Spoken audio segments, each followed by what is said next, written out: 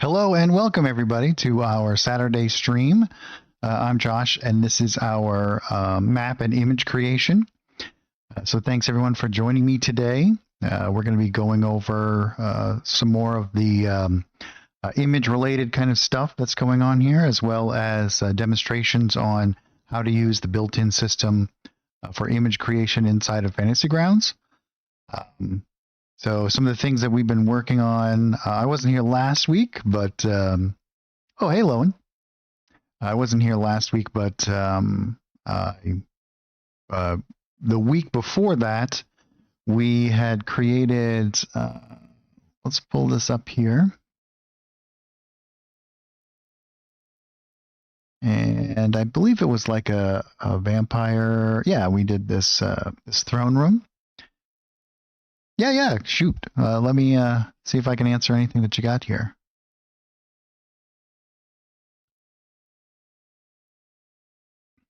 We created some cool elements to this. We built our own little urns full of blood, as well as created some cameras and whatnot that we could kind of place around the room, making it a more of a modern scene, which is pretty fun. We did all of the lighting, some special effects for like these laser traps and whatnot. And yeah, we built this whole scene. So if we turn off our lights here, you can see that here's our base. And so our lights really add a whole new level to this, like the theme's ambience. So yeah, pretty cool. Let's see here. Is there a good way to use line of sight with a corridor that loops back under itself? Oh, so you're talking about different levels, right? You're talking about having something that kind of goes in underneath, like an overpass or something along those lines, right?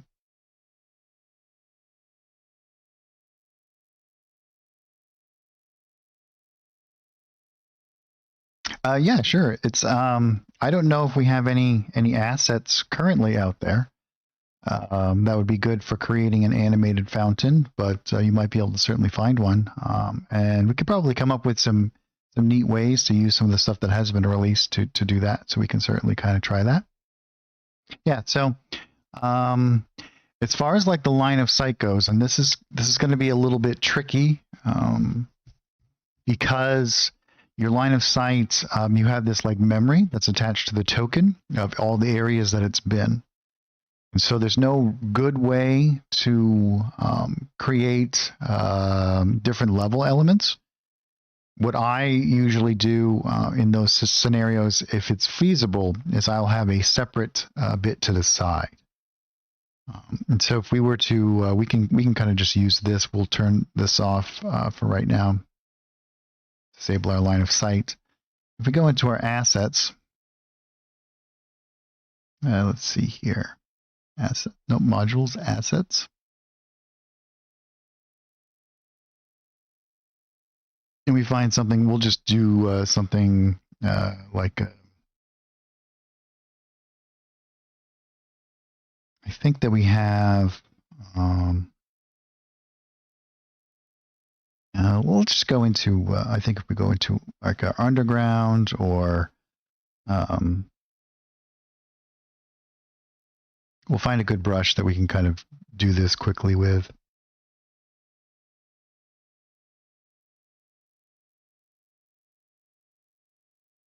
And which one is this? Oh, this is underwater. We need underground.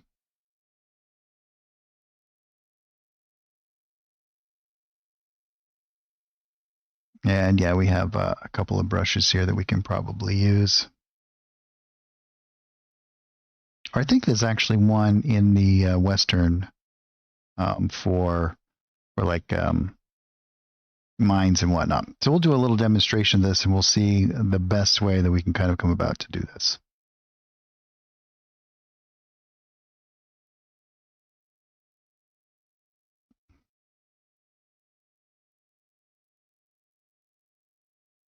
Yeah, here we go.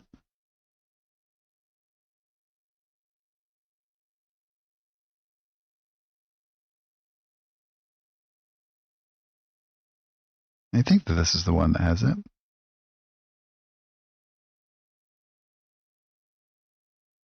Oh, this is the second one. We got to go to the first one. I'm all over the place today.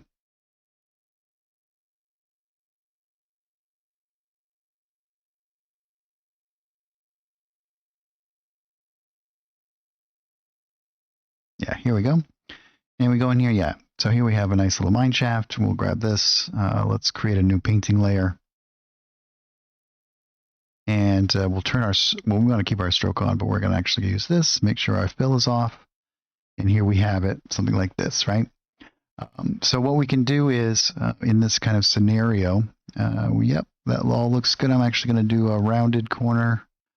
And if we were to paint something like this, and so what I'm assuming is, we'll kind of bring it up and around, is you're thinking something along these lines, right?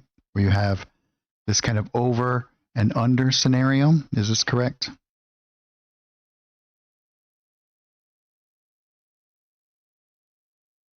Something along these lines?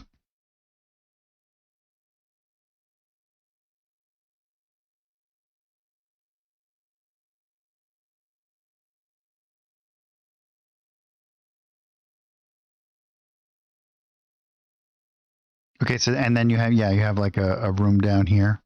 So if we were to,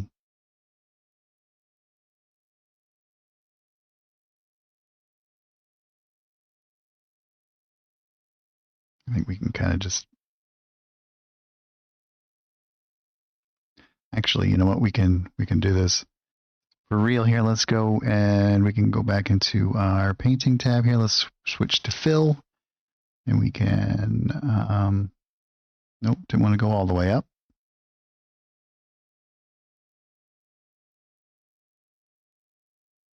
And we'll go into our floors here, and we'll grab something like this, maybe this one.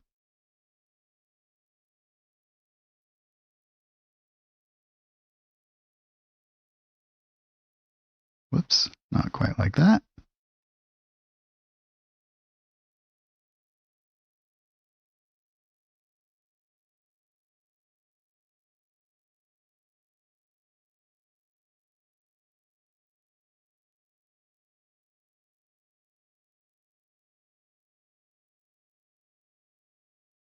Okay, so we have this like facsimile here, right?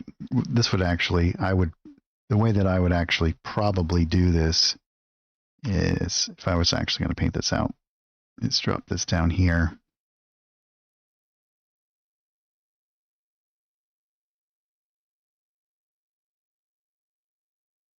And do something like this, and then paint in the kind of connector here. But we'll do this really simply here. So in this kind of scenario, if we go into our line of sight here, and we'll do this on this top one, you would assume, right, you're going to have a couple of different elements here. So what I would do is I would do my line of sight like this.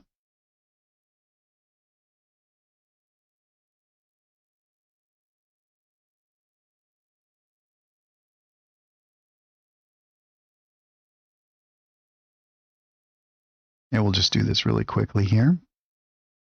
And you could actually spend the time to do this out in a way that would be a little bit more precise to the environment. And then obviously we're going to be doing inside here as well.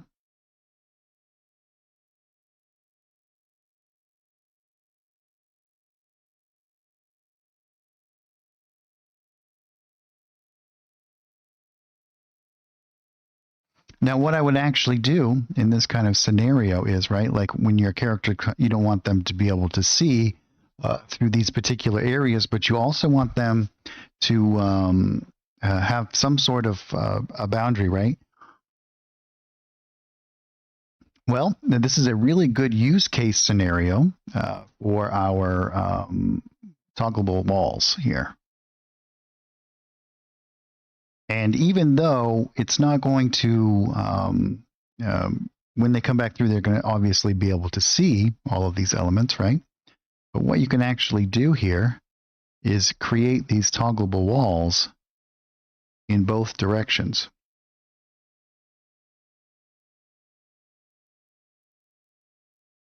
And in the play mode over here, play mode over here. You're going to turn our line of sight back on. You'll see you have these walls. They're open at the moment, but you can, if you see this, close and open. And what you can actually do, like let's go into our combat tracker and grab this guy. We'll drop him over here. And if we click on him, we'll be able to see exactly what he sees, right? And so we have these open. And what you can actually do is, and these are only accessible from the GM, right? So you don't have to worry about your players necessarily being able to interact with these. Or actually, I think it's the toggleable walls, because they're secret doors. And so what we're actually doing here is creating these interactable elements. And so here we go. We're going to go up and around, and this can be leading down into the scenario that you're going through. And then what you're going to do at this moment is you're going to change these ones to closed and open this back up. And if you want to get like super invested in this, you can also have another image that you can turn on and off here. You could even divide this up into 2 separate maps. So there's lots of different ways. But you can see now I can come down into this, and you actually still have this this like ghost image.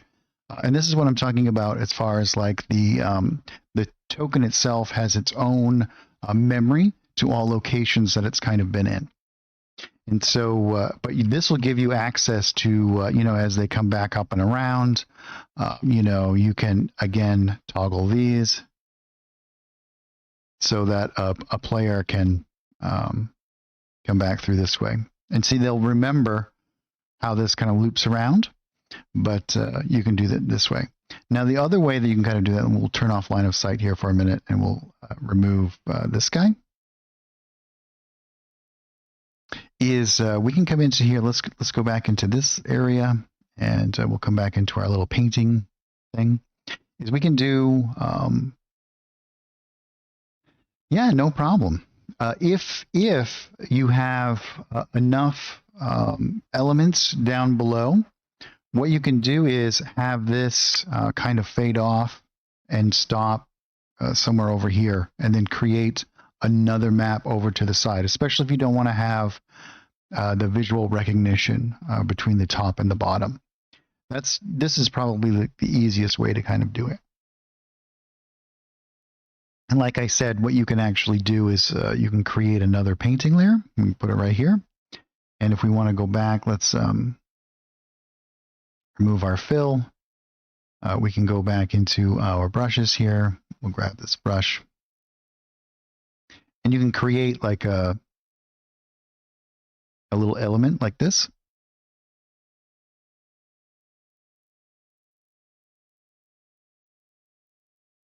Kind of stretches over, and you can turn this on and off, right? So shared with players and visible. And so what we can actually do is turn off that being shared with players.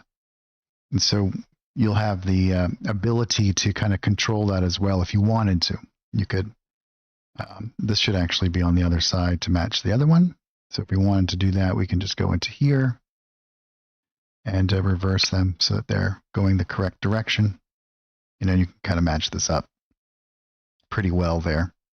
And then you'd have this element where you could kind of flip it back and forth. So there's lots of really cool kind of things. And all of this stuff that you do as you interact with these update real time to your players. So, oh, thanks, Evo.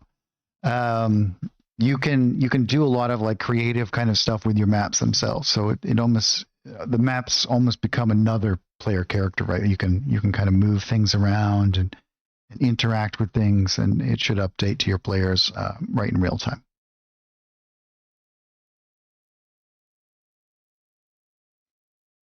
Now, if I'm doing something that is a little bit more involved, I will set this up in 2 different areas, right? So here, I'm just gonna, we can just delete that, and let's delete these things. We'll do it all on one layer. Now we'll do it from here.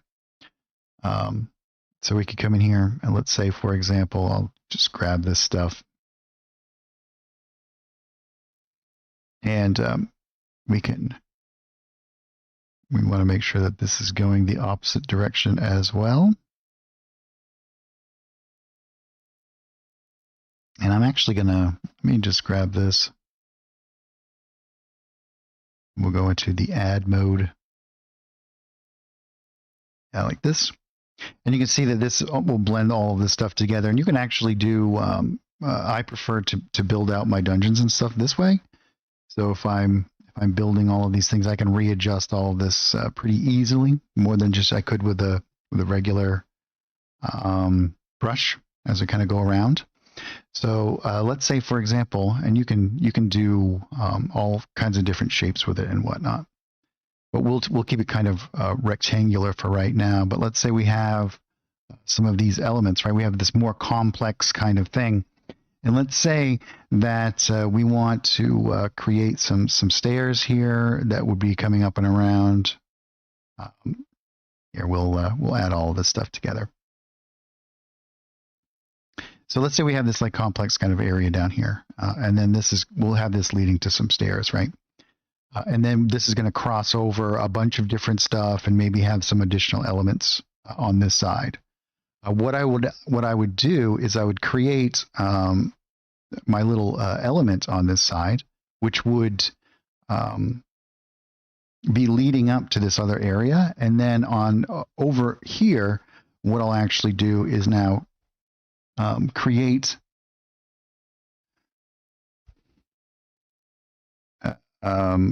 that additional kind of elements, right? So I'm not going to worry about the line of sight from one to the next. And this can be a higher kind of elevation, right? So we have stairs coming up here, and then we're going to do stairs on this side.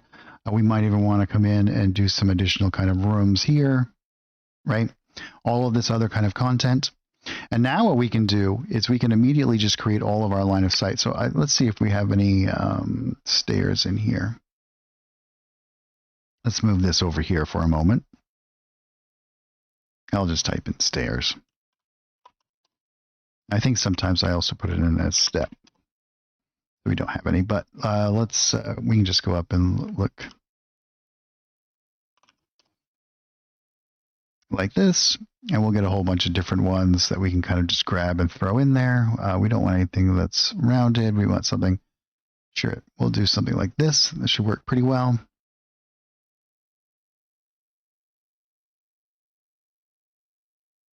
Yeah, we'll actually use these ones. These ones look pretty good. Well, let's go over to our stamp and we'll just grab it. And see here, we're going to have it like this.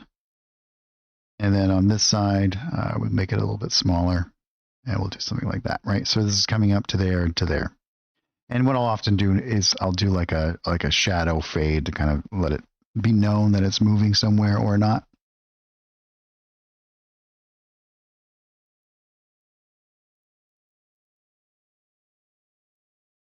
Oh yeah, that's cool. Yeah, an elevator is kind of cool like that as well.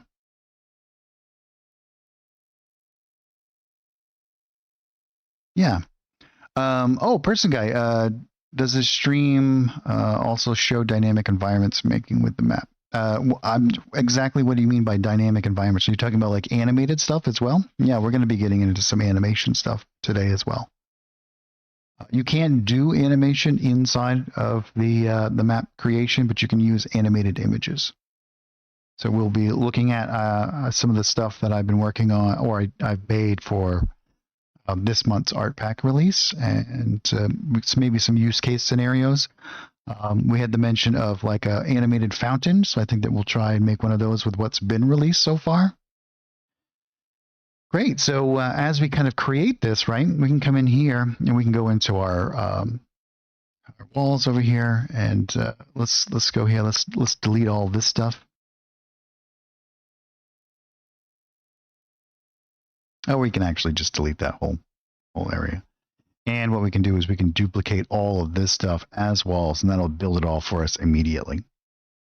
Now, the easiest way in this kind of scenario, and I only suggest this when it's going to be more complex. In that simpler scenario that we showed before, it's probably easier to just do it that way. If you just have like one little crossover, you can just kind of interact with that space that way.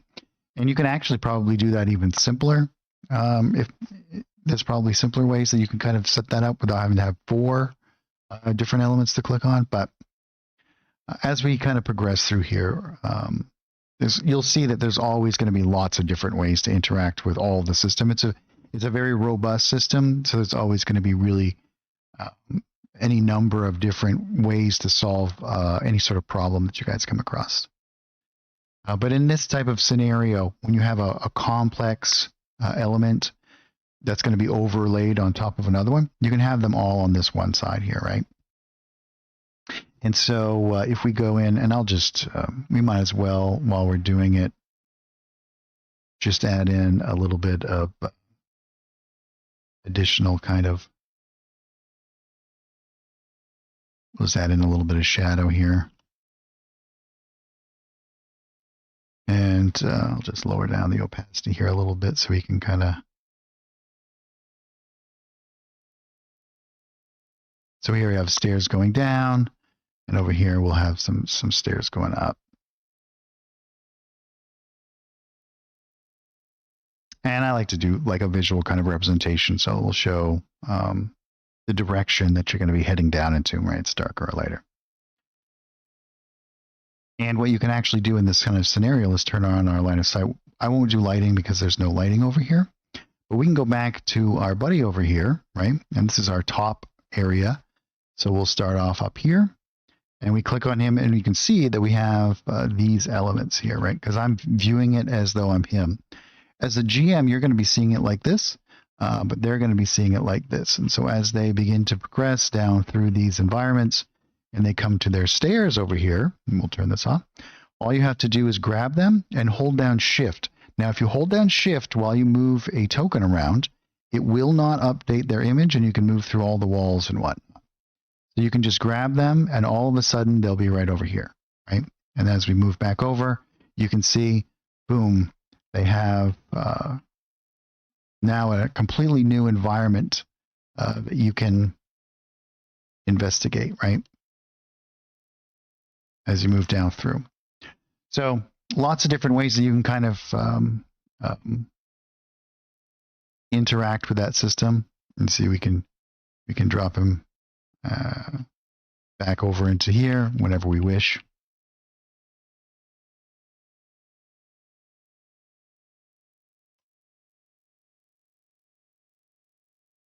Yeah. Yes, you can also use the portal add-on. Yeah, you're very welcome.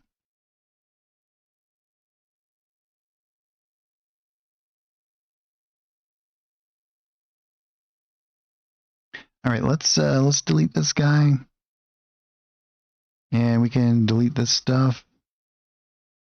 Yeah, if you guys ever have any questions whatsoever, I'm more than happy to demonstrate the tools and kind of go through some of that stuff. So maybe what we'll do is we'll try to build a nice little fountain down through here, and we'll try to make it animated. I'm actually, if you guys want to see a couple of simple elements here, let's we go into our images once again. This is our assets. Our images is here.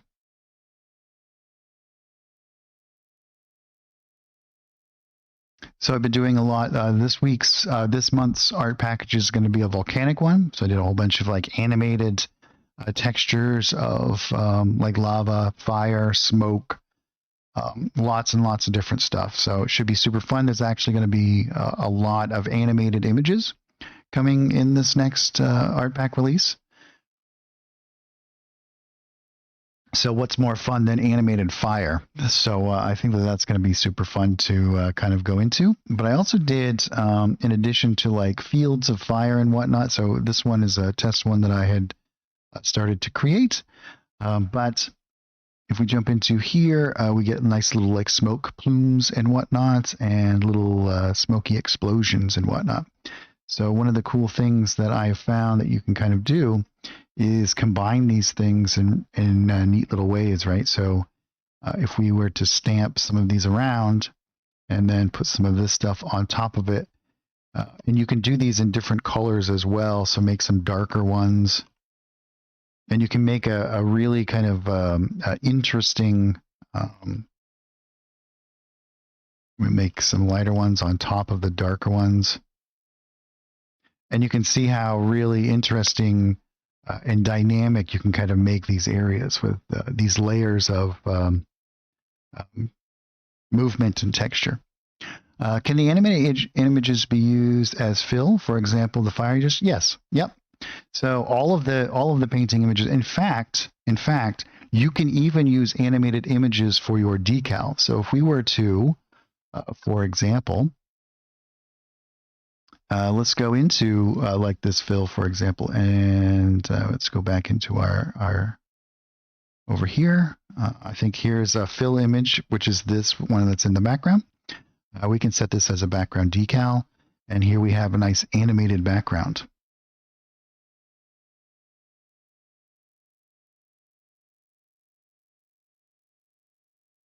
Kind of a fun thing that you guys can do.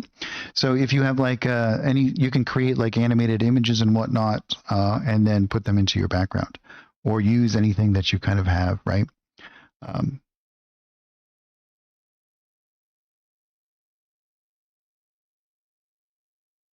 So let me just go in. Let's clear that from our background here, background decal.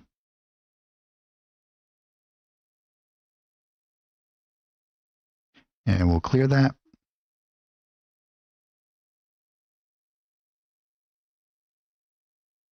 Yeah, you can use it for spells and whatnot, for sure.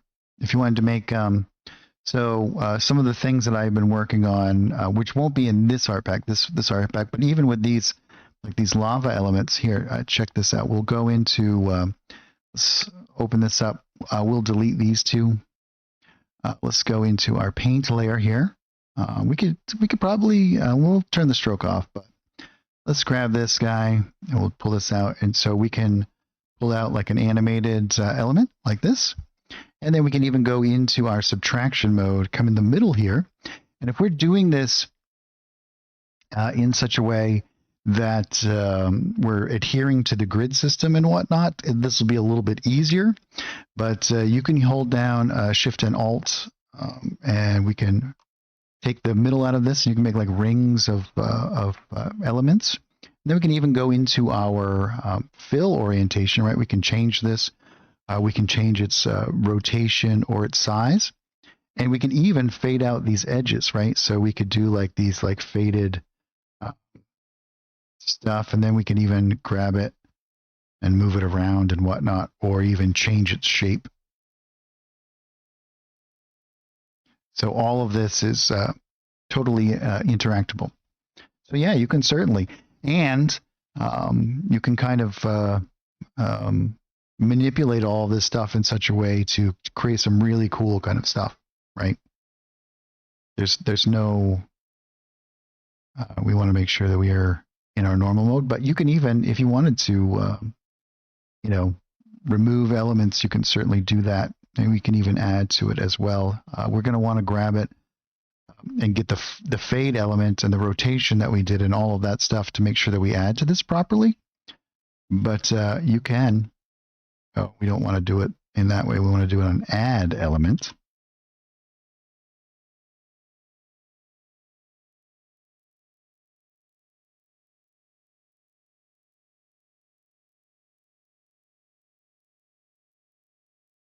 And then we can come back in and subtract whatever we want out of this stuff. So basically, you can do whatever you wish.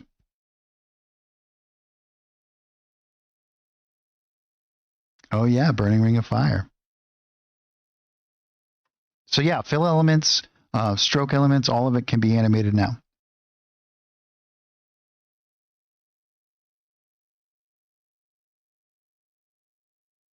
Great. Well, let's go back into our, you can close this down, I think.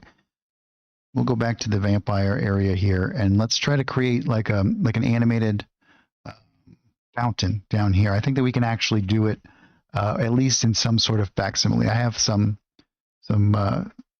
elements that I think that we can use to kind of do this. So the first thing I'm going to do in my assets, let's pop up here. We can close down our images. And if there's anything that we need to make, remember, we can always export now. So I like to keep this little image creation thing. Remember, this is where we created our camera here. I'm going to go into the castle art package, I think. I think that's where most of these kind of came from.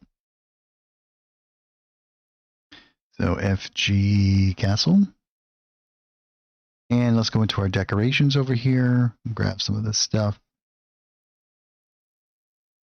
I think we'll grab maybe, let's do something that is not these elements, right? So I think that this is our base for that. So maybe we'll use, or is it this one? No, I think we'll use this.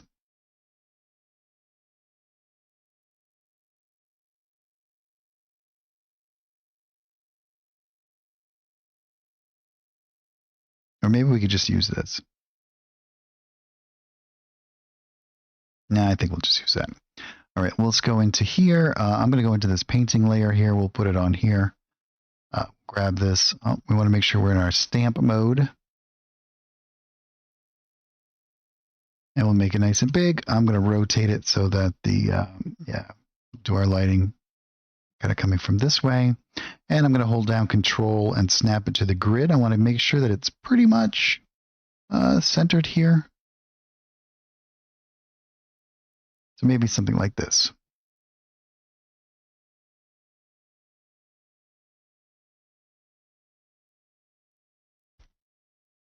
Oh, the lines? You mean like these lasers that we made?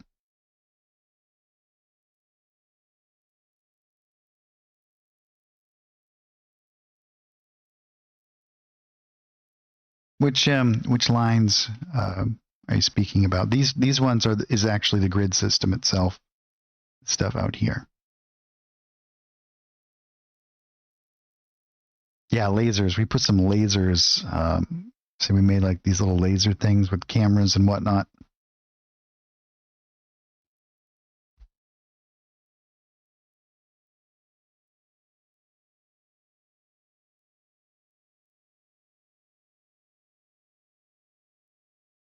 All right, so let's go into let's see here. So if you want to type in animated, everything that I create that will that's in these art packages will have the tag animated. So you can just kind of throw in any sort of if you want to just look for like the animated elements, right? And so we've done a lot of stuff that's kind of like overlays onto other things. Lots of waves. But we have like this kind of stuff too as well. So we might be able to use something like this to create some motion and create like a fountain kind of thing. We also have a nice little fill water texture here as well that's animated. It'll kind of overlay on top, right? So what we can actually do here is, first thing I'm going to do is do a little bit of a water on the base here. So I can just type in water. I probably should do more than that because it'll take a minute for it to search through all the images that I have. But here we go. I'm actually going to add in fill to it. Let's see here.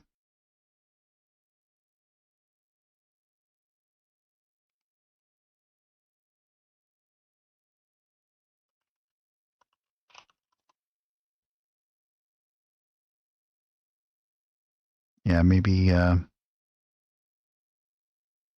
this one.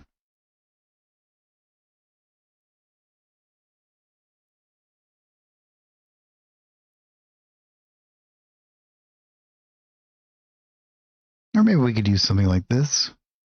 But I think we'll use that. That seems to be pretty fitting for this. So let's turn our stroke off, go into our fill, and I'll just grab that. And we'll come down here.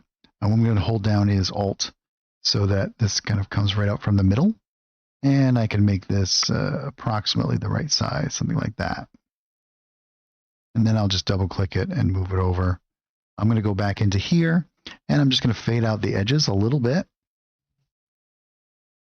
And then we're going to create I want a couple of layered kind of things here, right? So what we're actually going to do is, this will be like the water kind of at the base and whatnot. We'll add another little element here, and then we'll have like a spurt that kind of comes up out of it. So now let's go back into our castle map pack. And we'll go into our decorations here. And maybe we'll use something,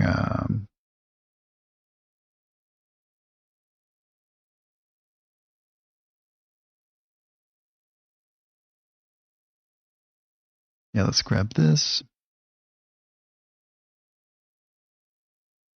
And again, I'm going to hold down Control to kind of snap to the grid system. So we get something like this. Let's move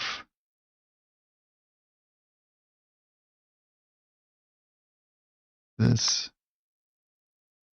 And we can kind of manipulate the stuff so it feels a little bit more like it's kind of going along through here. And then we can grab, I think we're going to use the same image again. This one, except we'll make it quite a bit smaller. And again, we'll kind of just drop it in there, something like that.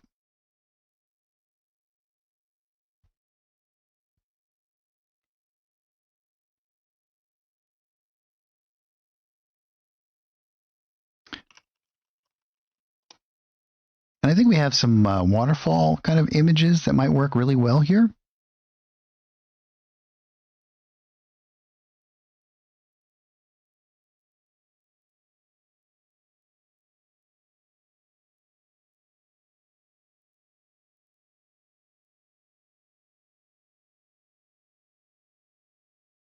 Maybe some stuff like this.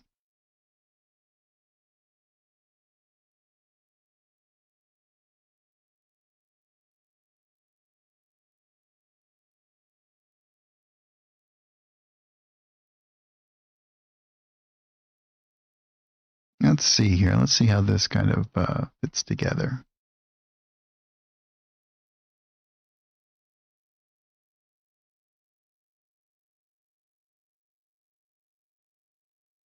So my thought process is what we'll actually do is make it seem a little bit more static. And then we'll add in some additional kind of elements. So what we want to do is, I'm pretty sure, and I'm going to create another painting layer just for this.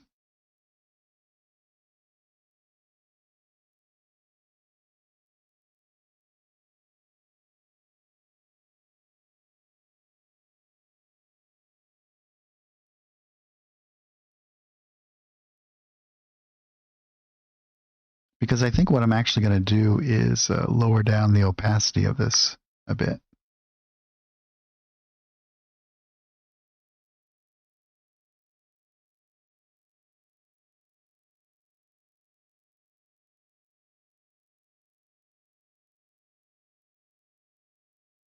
I don't know if that's going to really work the way I anticipate. So let's go back in here. We'll grab these and delete them.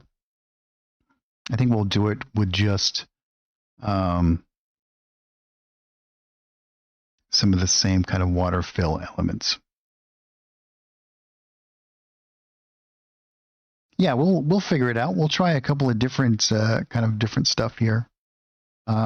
Usually, you know, it kind of shoots up in the air and it kind of falls down. So we're going to have like this main element that's going to be kind of like right here. I think that those kind of span out. We might be able to, you know, like this might actually be able to work if we maybe make it like much shorter and squatter like this, maybe.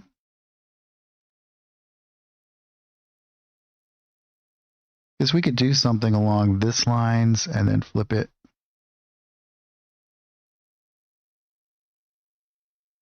But I think, yeah, we might be able to do this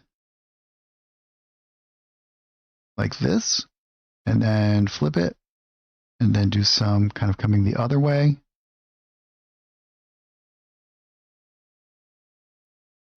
And then use this as a base. Yeah, this might work actually. And then I have splash not spash, splash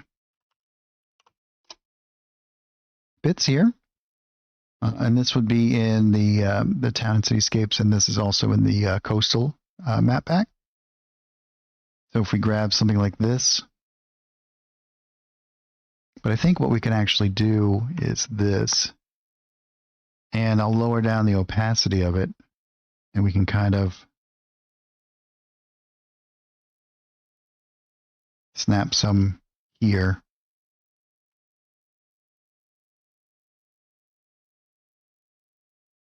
And do some stuff around. But what we'll actually do is we'll go into, let's do animated.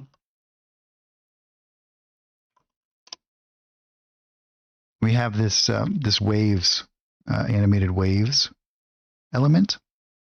So I think what we can do is we'll actually come here, turn off our fill, and go into our stroke. And we'll drop this here. Let's make it pretty small. I'm also going to lower down its opacity a little bit. And we'll, I'm just going to drag out like let's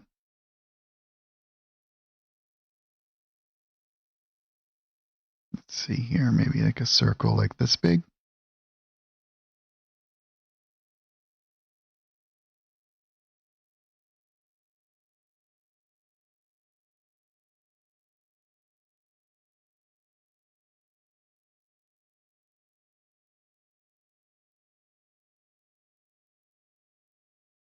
And I think it'll be better if we actually use like this, actually.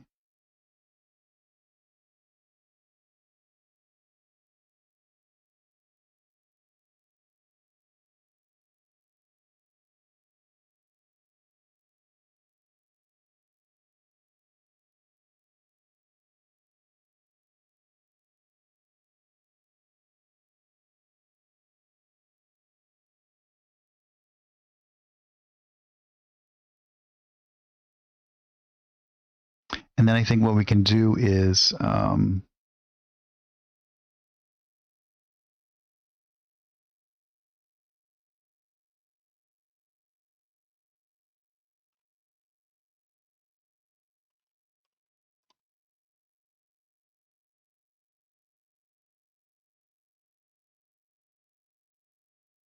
let's elongate this. Let's make it like,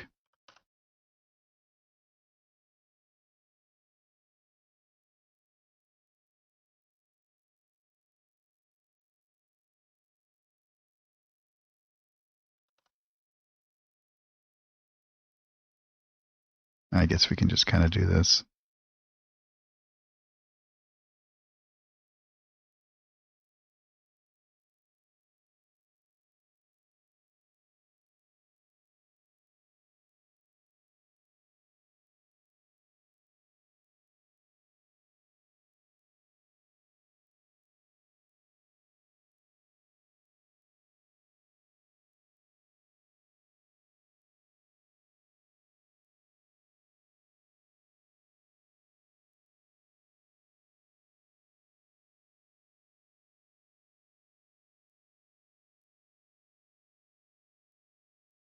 See, I think that the trick will be to kind of make it a little bit more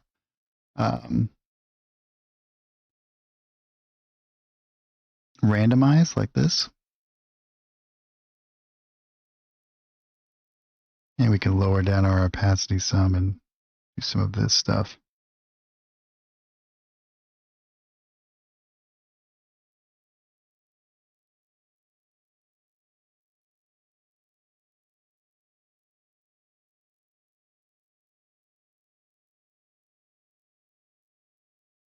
And I think in the new images that I've created, the smoke ones, which there's a bunch of them, but using something like this could work really well as well.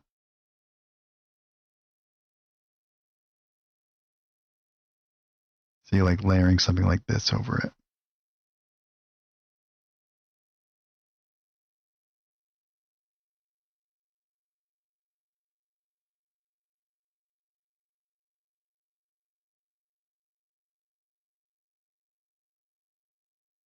And we might even want to add in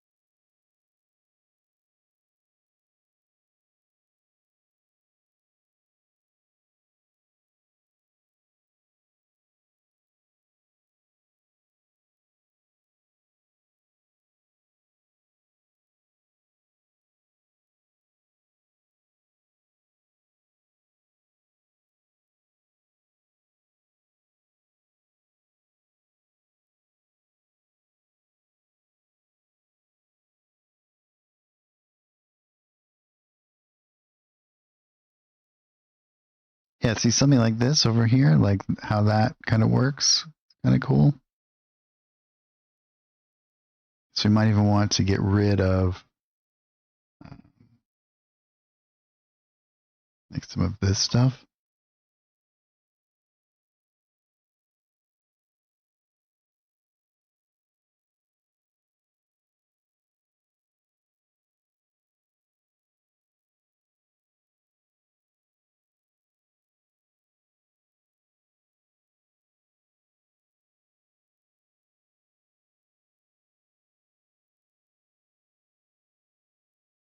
And if we want to, let's go into our lights. Drop over here. We'll do something like this, and we can drop in another light here. Let's make it a bit smaller.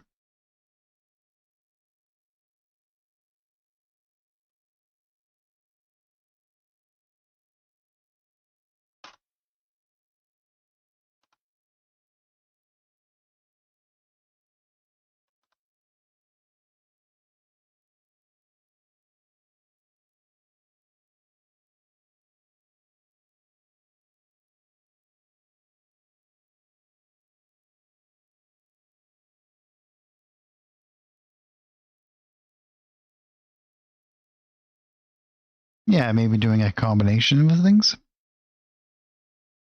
Oh, take care, person guy.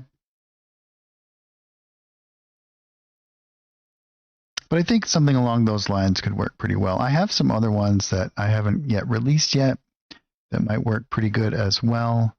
Some different water kind of stuff.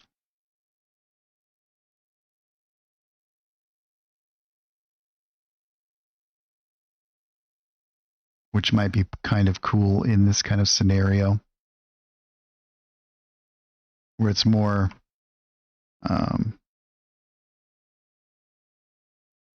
like these kinds of elements.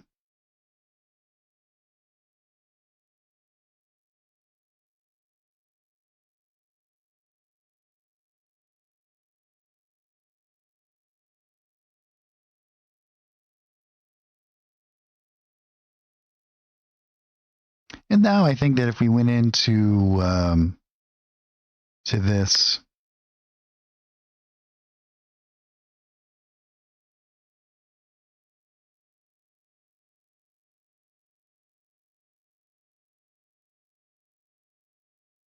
yeah, I think this is like the shadow layer. We can come in here.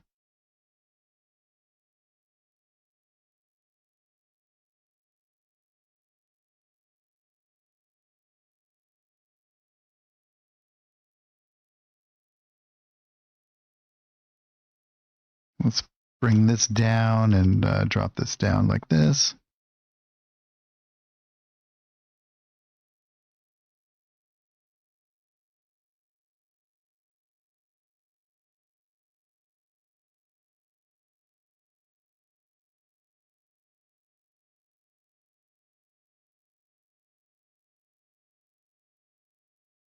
I think I wanted to do it on this layer, not this layer.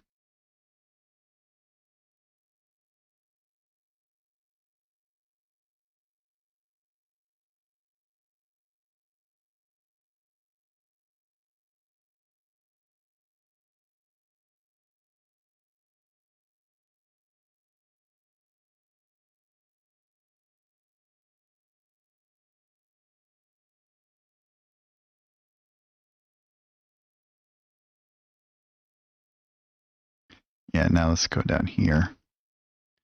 Let's do it here. So we can get a little bit more separation between.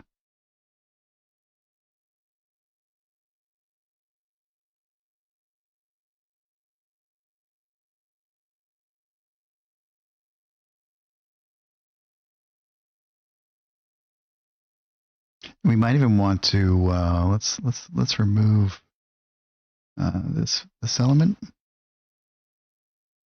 and we might want to put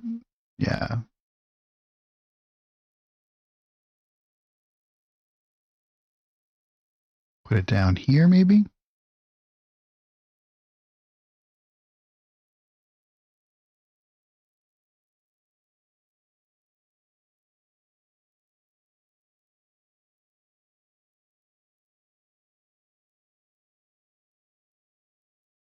Hmm.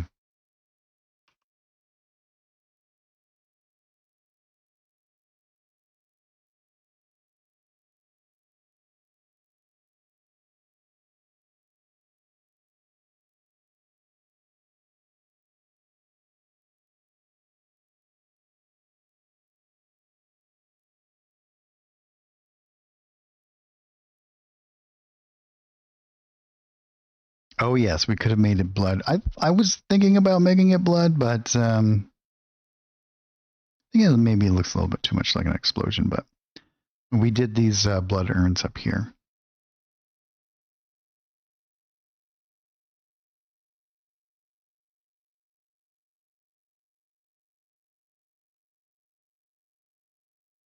So what I think we should have done, and I think I'll actually do that now, is if we I think we should do this. Whoop.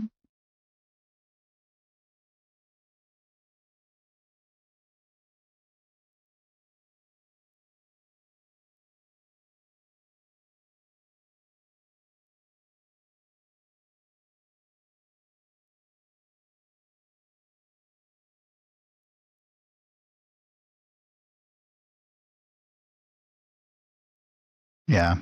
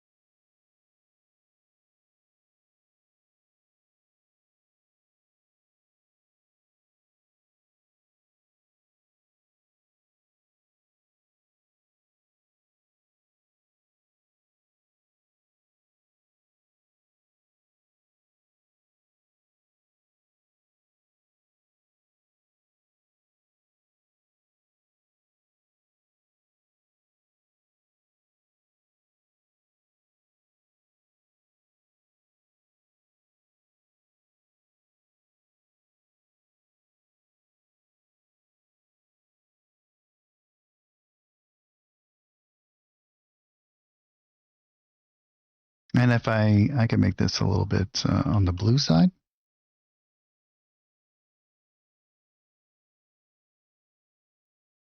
I think that that might work really well, actually. We might even want to kind of limit some of this stuff.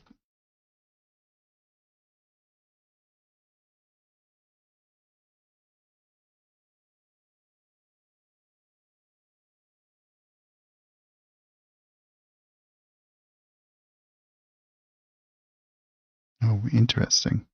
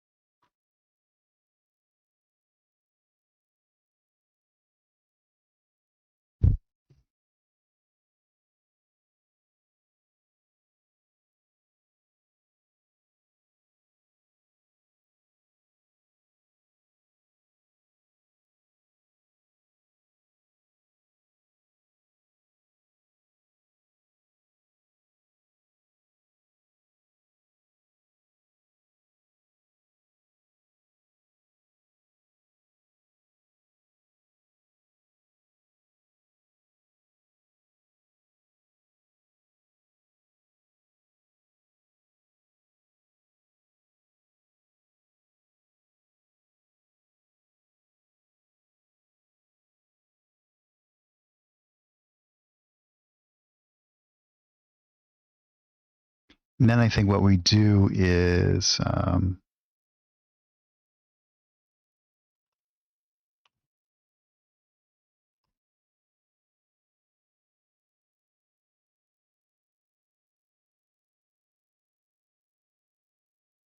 redo some of this stuff on top.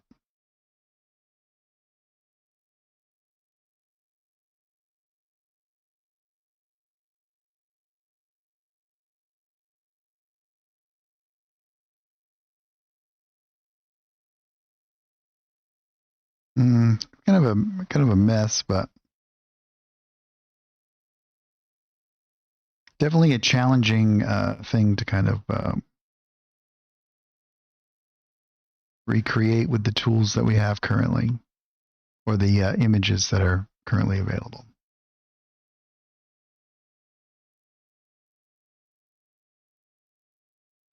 Now, one other option is if you have, let's say, an animated map, right? Let's lower this down for a second.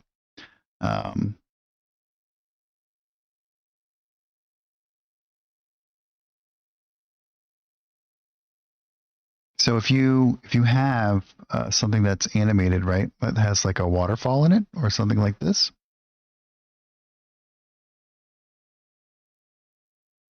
what you can actually do. Here's a really good thing that you can actually kind of emulate. Is we can go in. Let's create a new painting layer, and we can use this map as a fill, right? So we could grab like this one, for example, and we can drag out an element. Let's turn our stroke off. Let's see.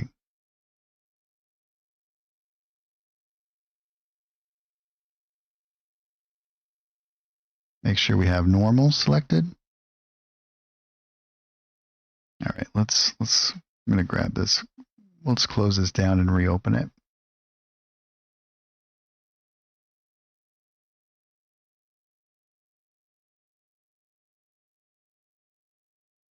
We can go into our thing here.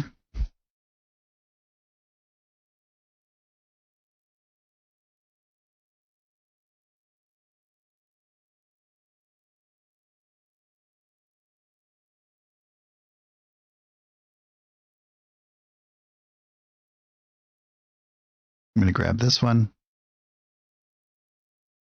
and we can pull out a section here. Let's turn off our lights and line of sight for a second so that we can kind of manipulate this. And then we can come back into here, and what you can actually do, there was like a weird bug that was happening before, is you can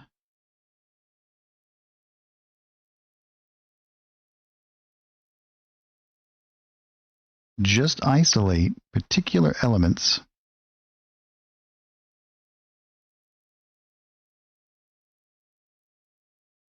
You don't have to do this with a square, right? Like you can kind of, if I wanted to come in here and go to my subtraction element, that's going to change a little bit here. And then we can kind of come in and readjust this to wherever we think that it should be, right?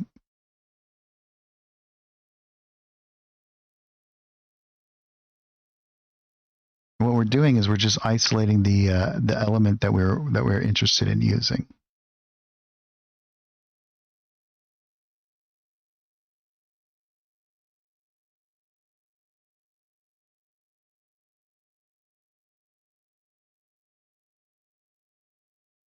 And we can come into here and we can fade it out so that we can just get the bits that we're interested in.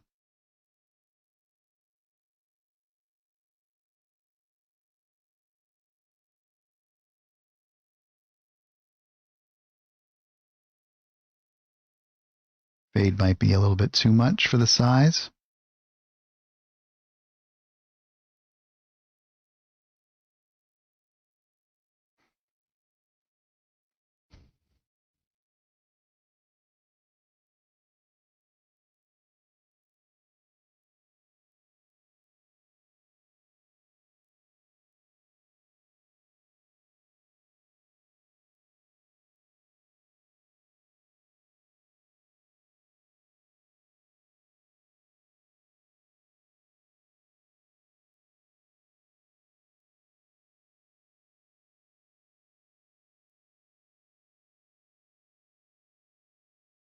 Oh, that's interesting. But we can bring it in here, put it back to where it was.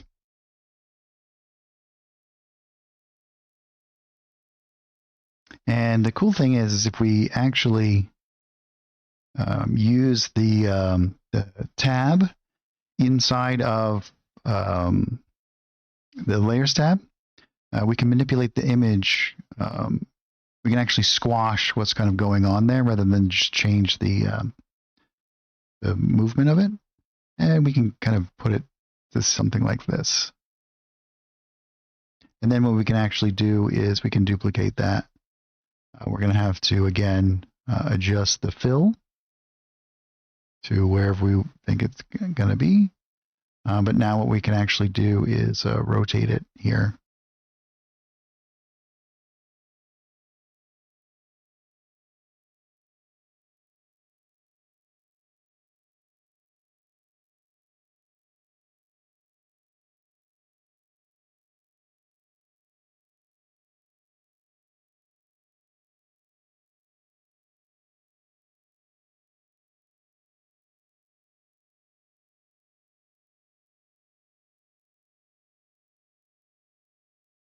And we can even come in here and flip it. But that seems to change the way that it works. Yeah. And what I would actually do, we could probably do another couple ones of this. But again, what you can do is you can actually, if you want to come in here and squash this down, you see it actually squashes the image itself.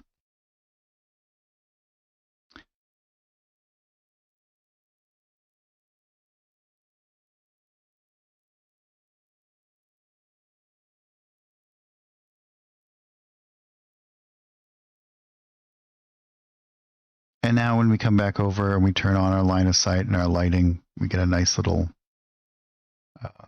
fountain kind of creation. So if you find a map that has an element in it that you're interested in using, you can kind of extract that and use that in your own maps. You can pull out anything that you're kind of interested in using, right? Kind of like that.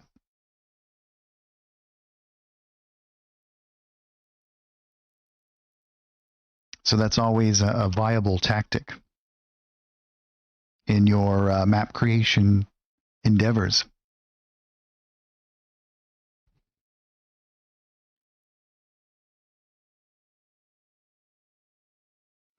So it's even if you find something and you just like one particular part of it. So there's like a whole bunch of different like elements that you can kind of just grab from them.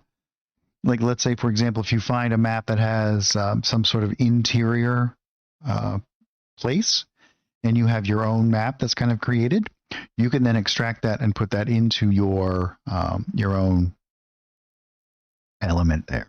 So let me just if we go into our images here, and let's just expand on this a little bit here. I think we have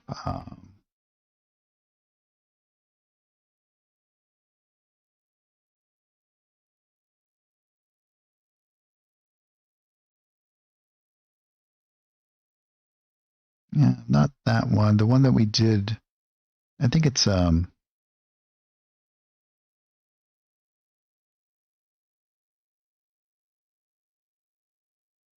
should get better at my naming convention.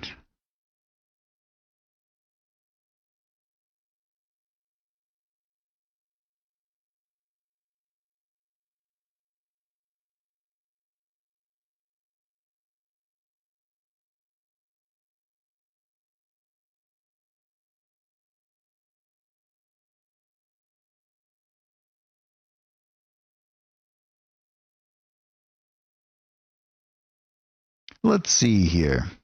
I think it's Fantasy Urban. That's what it was. Oh yeah, so here's so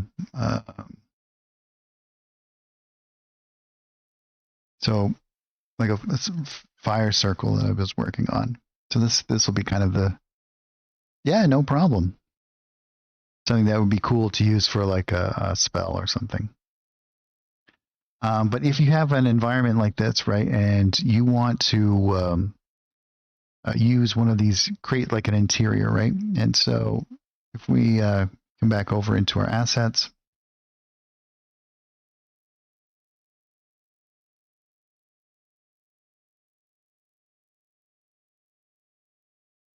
I think I have some here that, yeah, so here's one.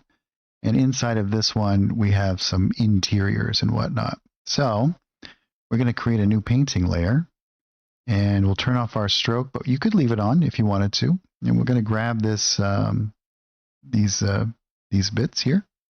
I'm going to grab it and put it right into here. And then what we can actually do is pull out this, right? You can see we have these little animated interiors with the lights are flickering and whatnot.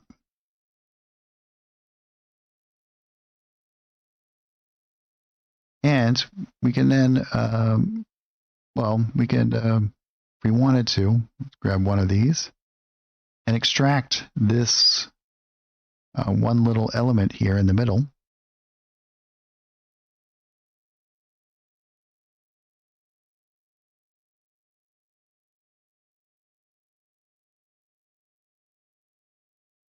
And let's say we're going to do it as part of, let's use one of these. I think my middle mouse button is starting to fall apart here. But let's say we want to use it. I'll move it like here as an interior to this building.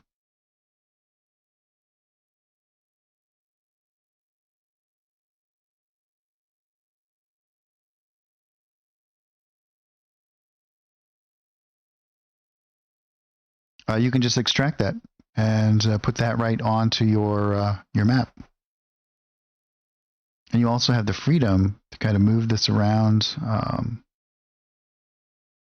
grab a different element. Maybe you want to do something more along these lines. You can totally do that.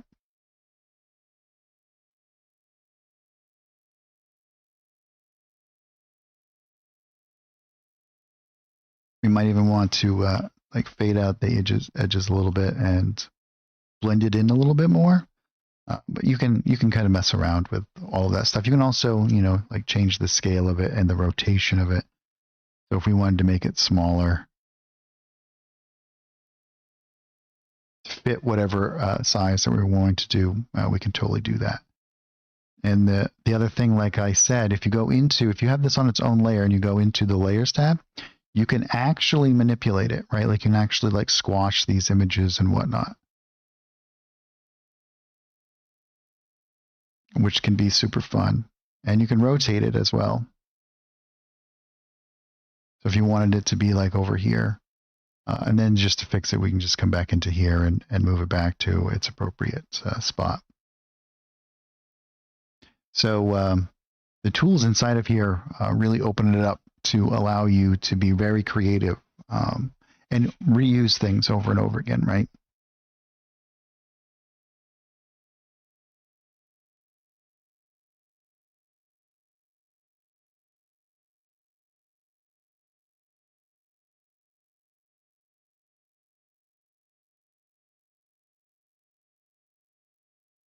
Yeah, so there's lots of different elements that you might want to use. Here's one that's got like a lot of like water kind of going on. And you could totally use that and just extract that bit out.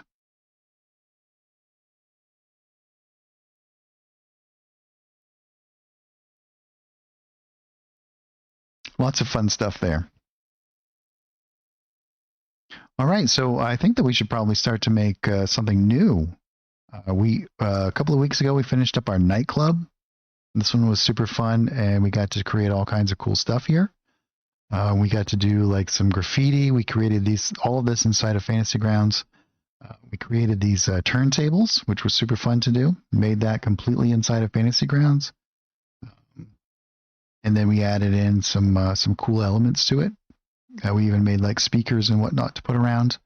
So as we kind of progress and we start to create some of our own stuff, we actually can develop our own image database of creating stuff as we kind of go along here, which is super fun. I'm going to take a quick break here. I'm going to refresh my beverages and get some more coffee. So if you guys think of something that you would like to create this week, we'll work on that for the rest of the night. I'll be here until just around 6 o'clock this evening. So yeah, if you just want to hang out for a little bit, and then we'll get to some actual map making. And as always, if you guys have any questions, or if I do something that I don't quite explain all the way, just let me know, and I'm more than happy to stop what I'm doing and either explain something or demonstrate something. I certainly love to do that. So hang out for a minute, and I will be right back.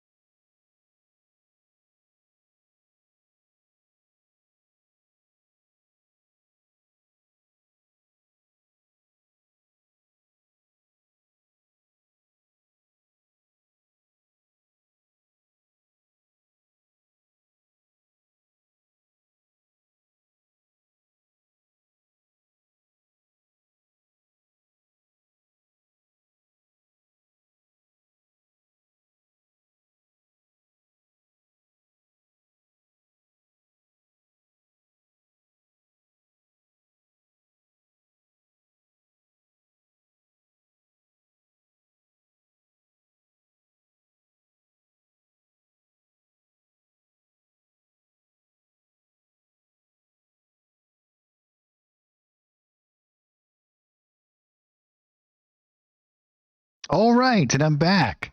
Thanks for hanging out, everyone. So let's start creating something new. Anyone have any suggestions on what we should be making today? This next week, we will be diving into the new art pack that will be coming out this month, the volcanic one, and building some stuff in there. But we won't be showcasing that until next week. But this week, the sky is the limit. Anyone have any sort of suggestions, or is there anything that you guys would like to see made, or if there anything that you guys have been trying to make and struggling with that you'd like to see how I would approach it?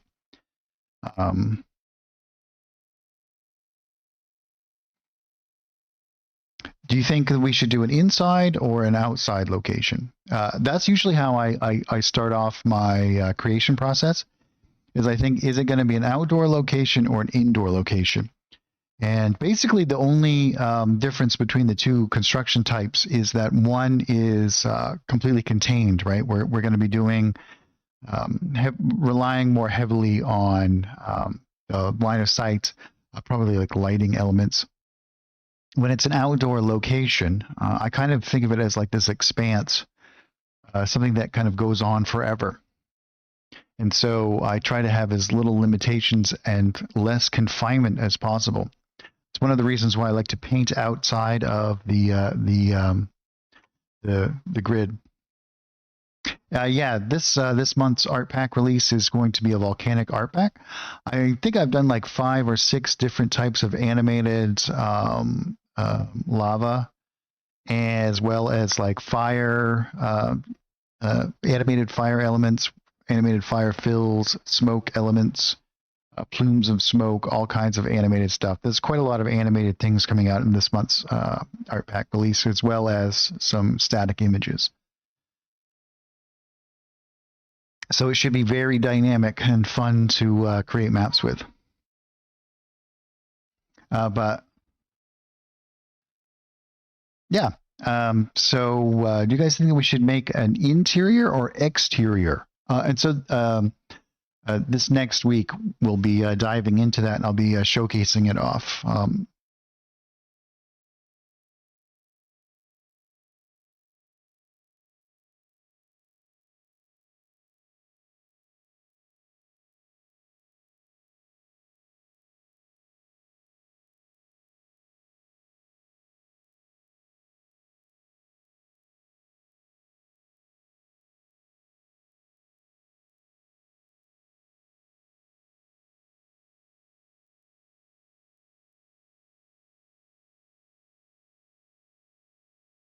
Yeah, so you guys think we should do an interior or an exterior?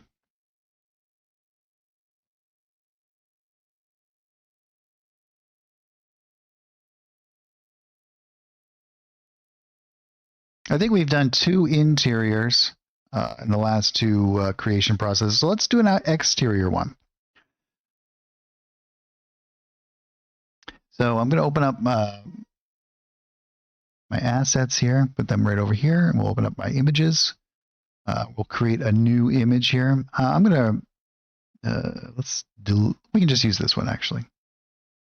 Let's go over and set up our grid. I like to do 100 by 100, and then lower down the opacity here a little bit more.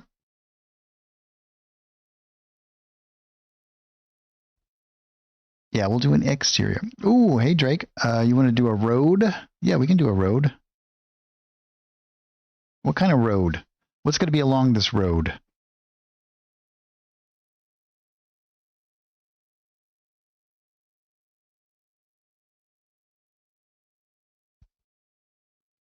What's the location here?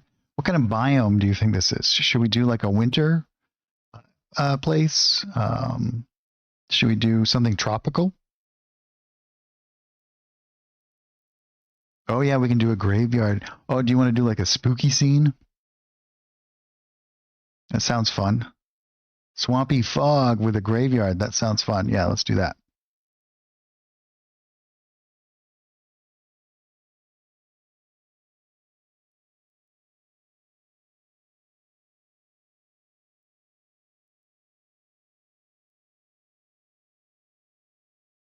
Halloween will be here soon. It's right around the corner. All right, so let's dive into this. I'm going to start off with I think the 2019 art pack. And I'm going to go into the tiles. All of these are seamless, so we can kind of grab some of these and just kind of pull them out. I'm going to use a darker ground. That's going to instantly kind of make it feel a little bit more damp, right? One of the things that I like to do in the map creation process is do as much storytelling as I can with the visual aspects, and there are certain subconscious clues that we kind of pick up on. One thing is that darker ground tends to make it feel more moist, right, like damp, and so we'll use that to our advantage here. And we can use these other elements here, and I'm actually going to use probably something like this as well. We'll change its color, but we'll kind of do all of this stuff. It should be super fun. You should always remember that you can do all of this stuff. You can kind of integrate a lot of things without necessarily needing particular images. And as long as you have, you can change the colors of them and shapes and all of that stuff. So let's go into our painting tab here. I'm going to turn off my stroke and I'm going to switch over to my fill. And I'm going to grab this element here, and this is going to be my base. So before we even start, I should get better at this. Let's actually have a lowercase r. And I'm going to go over and grab my rectangle here. Actually, you know what? I'm going to grab the circle, and I'm going to drag out a nice big circle here. I'm not sure why that happened, but we'll just go with it. And I'm going to go into my add element, and I'm going to make some kind of interesting shapes here. We can do something that is not a complete rectangle, you know. We'll just do some neat kind of shapes, and we'll have some different elements that kind of come down through. Another thing that you can actually do is you can draw out any shape that you want to.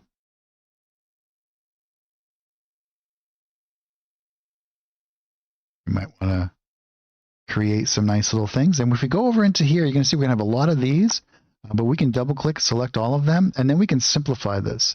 So that's actually going to kind of clean that up for us. So we don't have so many lines for us to consider here.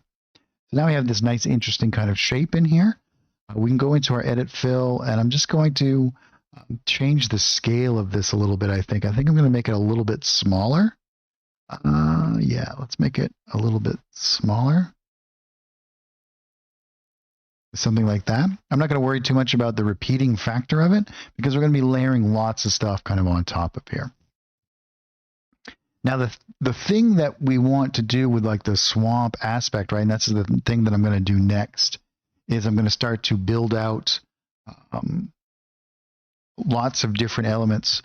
But the first thing I do before I do that is I'm going to do my road, because my road is going to be my main source for the design of this. So I'm going to do it like coming down from here and going down to here, probably do like a little bit of a minor S curve.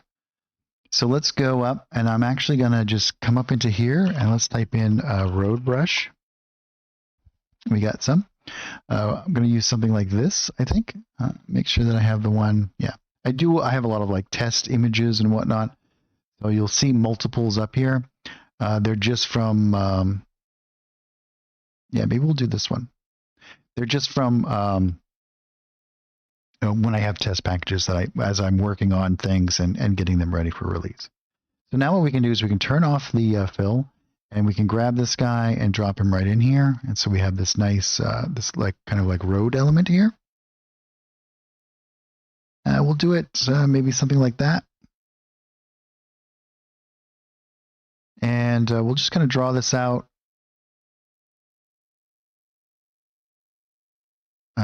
Don't want to have an add element there. Make sure our fill is off. Yep. And we'll just kind of draw it out. I'm going to bring it up and then down, and then maybe something like this, right? And things got a little bit wonky down here, but that's pretty easy for us to fix. We can just kind of delete some of these. And that's kind of weird.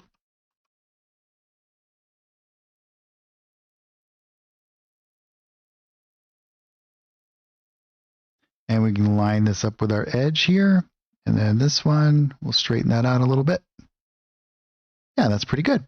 What I'm going to do is I'm actually going to come into here and I'm going to use my fill element and I'm going to darken this up. I'm going to hold down R, G, and B, and I'm just going to use my mouse wheel to change the colors here. And we can do these individually as well.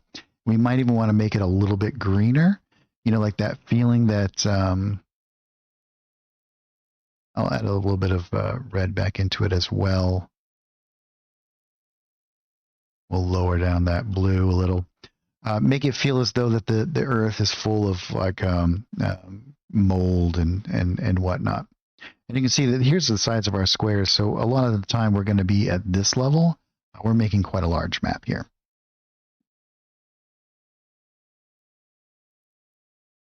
Great. Now the next thing I'm going to do is I'm going to make a new painting layer and I'm going to start to paint out where I want the water to be. Now, with this new system that we've kind of got going on with all the fill elements and the painting changes that have happened, we can do this so much easier than we could have in the past.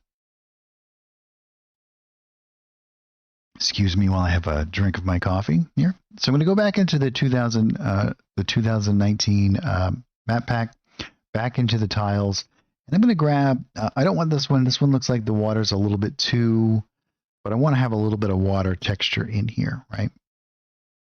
And so I'm going to come back over into my my painting tools here, and I'm going to grab this. And again, I'm going to just grab my circle. We can just pull out an element, something like this. And I'm going to switch over into the add, and we can start to add in some of this stuff.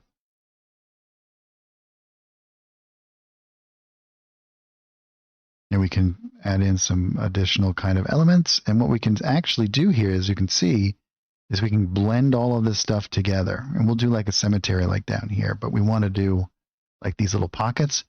And I'm actually going to do this kind of rough at first. We'll do this, and I can go back into and do my subtraction, and I can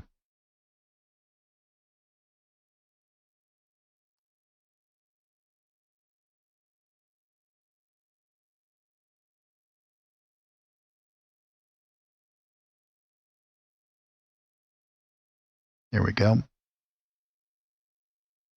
And we can subtract out.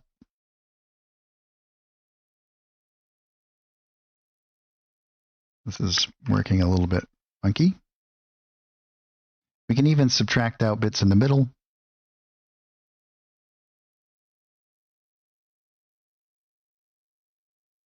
And we can go back and forth with the add elements and make all kinds of unique shapes, right? And again, we can create these interesting land elements. And what I'm actually going to do, and you can see that some of the stuff didn't add quite properly, but we can come back in here and we can simplify all of this stuff.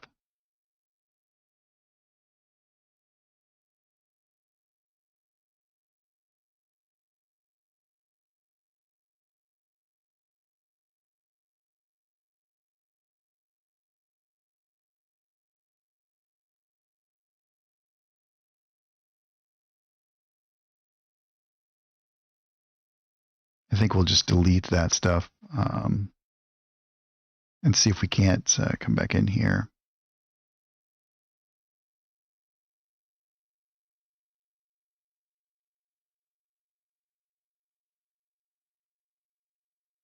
Yeah, that's not going to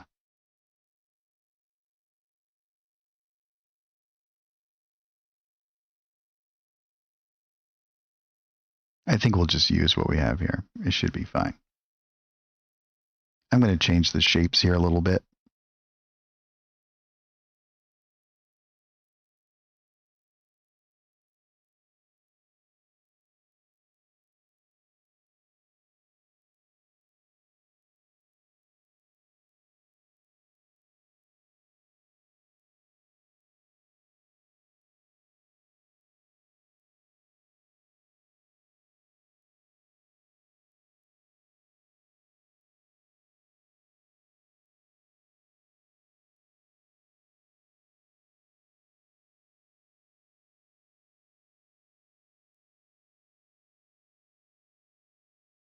I like these little alcoves and whatnot, so let's move this.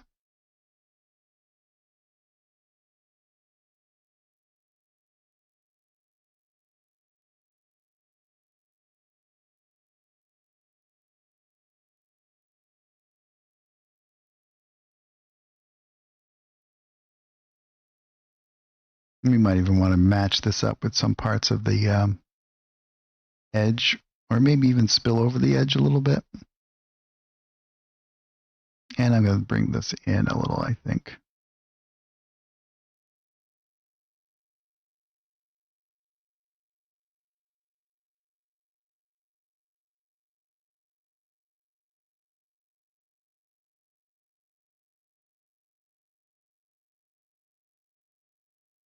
And what I'm actually going to do is we'll go into the fill element over here, and we can fade out these edges a little bit.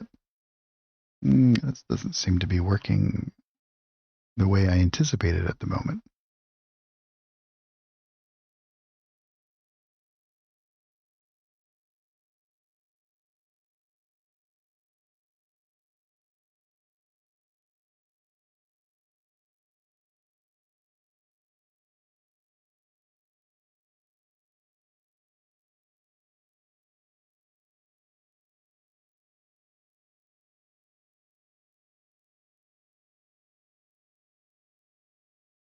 There we go.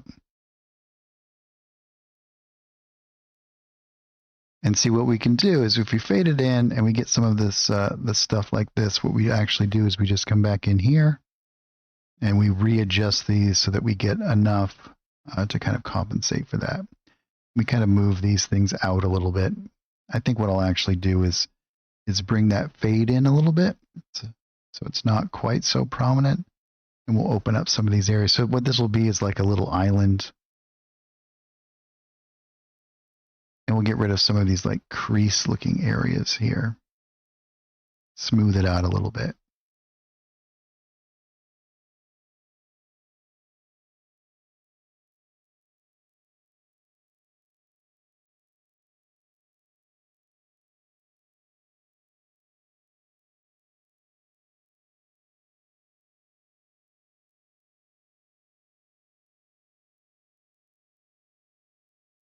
Yeah, to something like this.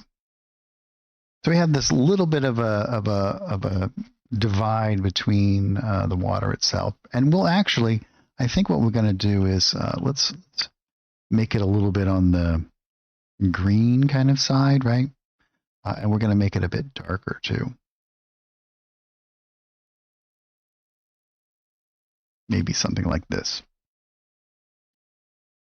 Lower down its opacity a little bit.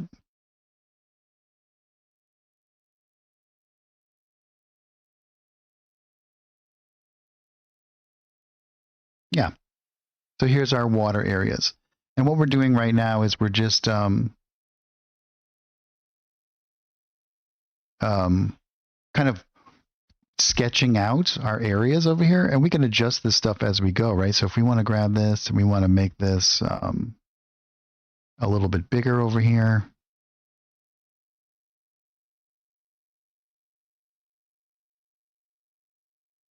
right? We have no problem in doing that.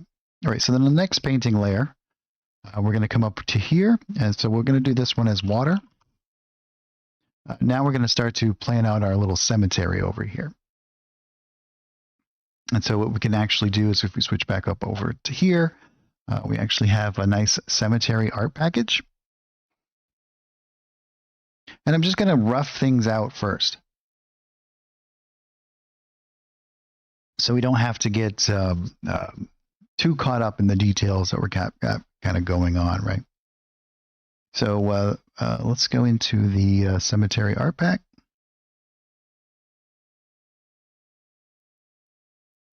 And in here we have brushes for like cracks for our stonework and whatnot. We have fences, both stone and metal. We also have like these little paths and whatnot, and some other like wall brushes and whatnot. And then if you go into our decorations, we have a whole bunch of different like gates and gate parts, fence parts, as well as gravestones and other stonework elements. So we can kind of build out our area here pretty well. We have crypts and sarcophagi, lots of things that we might want to have. In our effects, we have other cracks. We have grave mounds, little stone patches that we can put around and whatnot. And then in our tiles, we actually have these kind of like tile elements, if we want to, that we could actually use as well. And this is, I believe, a seamless texture, so that we can just kind of like pull this out into whatever shape that we want to do here. But I think we're going to do it more like less refined as this, little like elements there. And so what we'll actually do is do like more like the mounds, more of like a natural kind of environment. We'll do some spooky trees and whatnot. Maybe we throw some pumpkins around. And so what we'll actually do is, I think in this particular layer, we're just going to be placing out where our gravestones will be. And maybe we'll do like some fencing right around, but we'll do it all like haphazard, where it kind of like leans and goes in different directions, because we have some different kind of like angles and whatnot that we can kind of look at, right?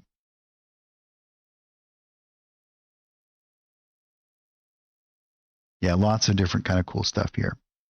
So what I'm going to do is I'm just going to take a simple kind of gravestone first. I'm going to take one that's a little bit kind of like this, a little bit off kilter here. We're going to go into our stamp here.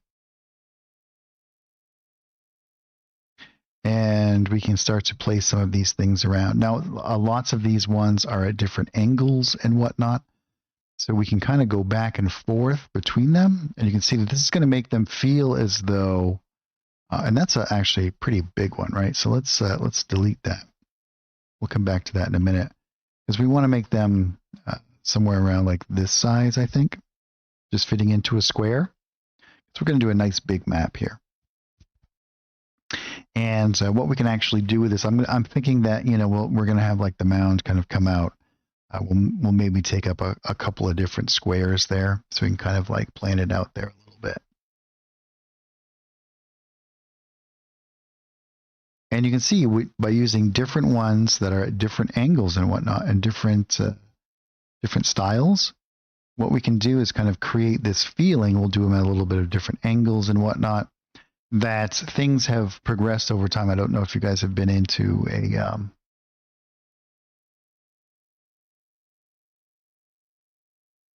an old cemetery, but usually as the ground has moved, things have changed. Some of them kind of get bending in some direction, leaning. Have some broken ones. And I really feel as though that's what makes it feel as though things are a little bit more natural, right?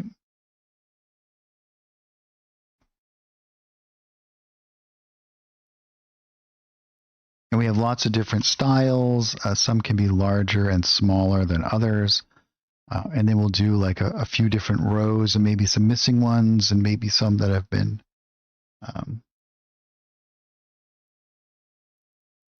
this one looks like a good one. We'll do it like this, like leaning hard, something like that. And I'll be using some of the same ones over and over again as well.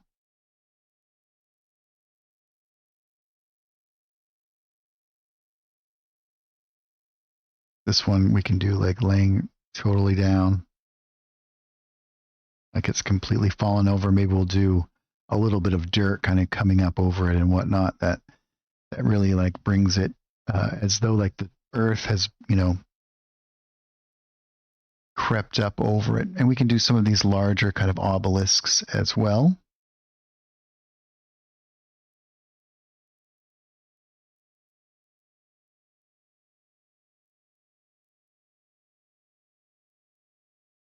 I think we should definitely do some that are straight up and down.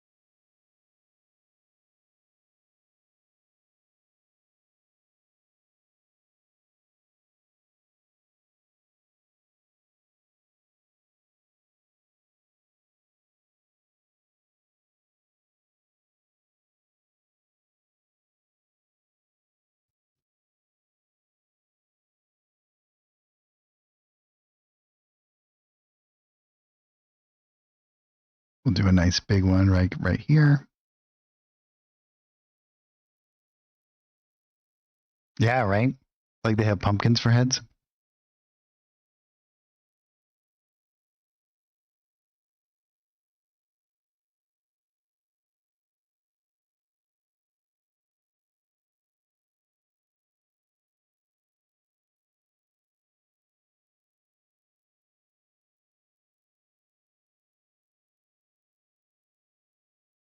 We can do some small ones. I think what we'll do is let's exaggerate it a little bit and make it more narrow.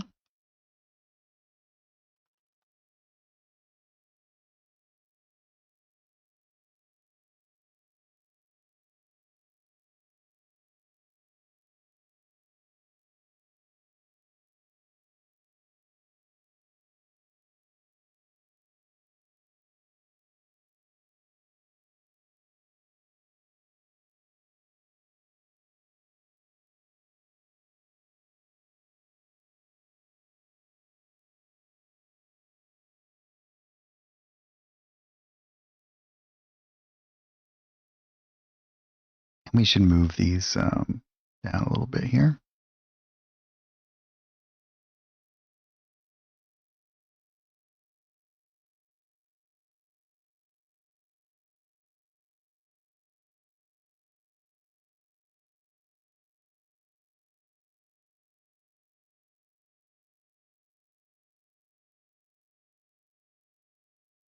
Yeah, perfect.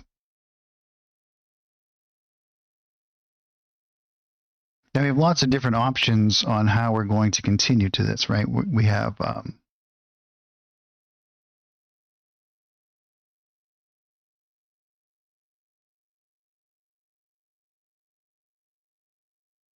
and we can actually build out. What I would do next is the elevation changes in the ground, where it's going to be like, because in these areas you want to feel like indentations and knolls and whatnot, right? And so we have a couple of different ways that we can kind of approach that. One, if we're going to be exporting this as a single image, we're going to want to paint in all of that stuff.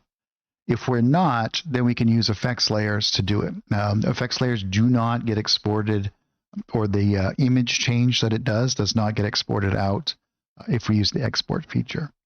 But we're gonna let's add in an effects layer, and I'll show you the kind of the difference that you can kind of use here. So if we go into our effects layer, and we can switch back down to adjust colors. And what we can actually do is change the brightness here. We're just going to lower it down a little bit.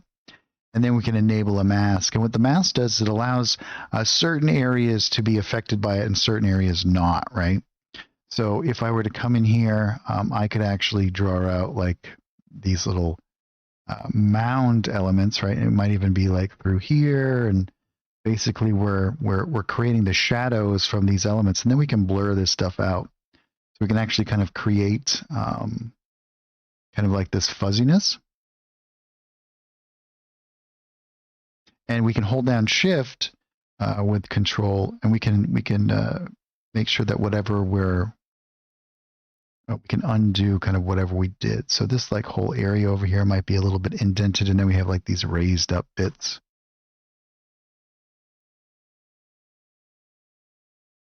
So this is assuming that the light is kind of coming down in from here.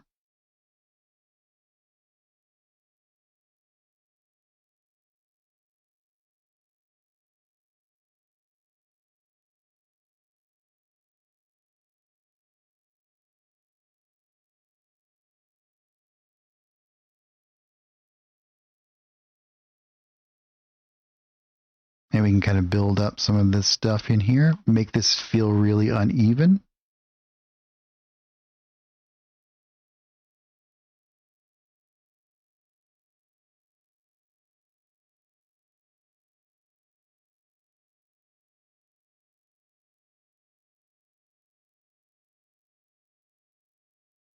And we might even want to make it less, right? So we have total control over this. We can make it much more subtle, something like this. And then we can do like some of these like larger areas.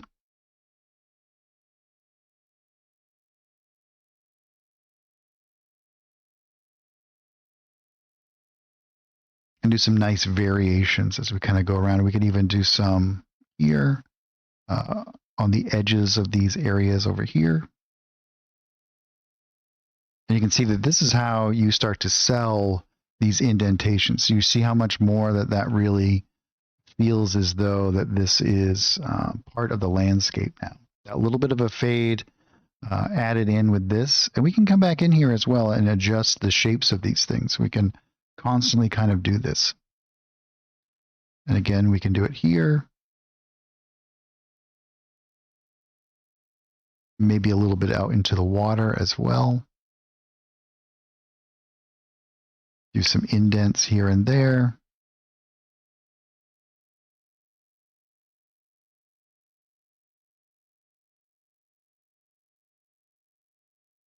So you can see how quickly you can kind of create these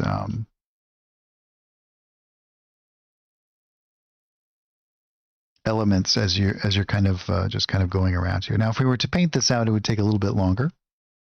We would basically be stamping out some images. You do have a tendency to have a little bit more control over it.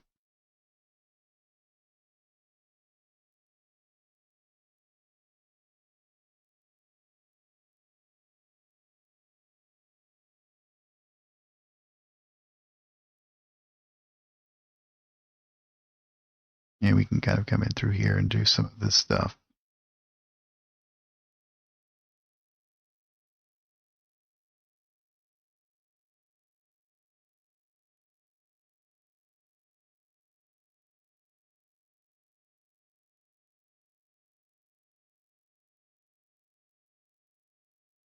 I think we'll go into our painting mode over here, and let's go down to our water. And some of these I'm just going to even out a little bit more. It's like an angle over here that I'm just going to adjust slightly like that. Yeah, you can see how instantly we've already begun to really make the entire image feel. And we've only added really a very small amount of adjustments here, right? But we've already got a really good base going. So everything that we build on top of this, we can kind of use all of those elements to help accentuate it, right? Now, what I'll do oftentimes as well, in addition to just having that a little bit of shadow bits, but the shadows that we are going to be casting from different images and whatnot, we'll do that kind of more towards the end, because I want to make sure that the baseline is kind of good first before we start putting in lots of different details, right? We want to have a good kind of composition here.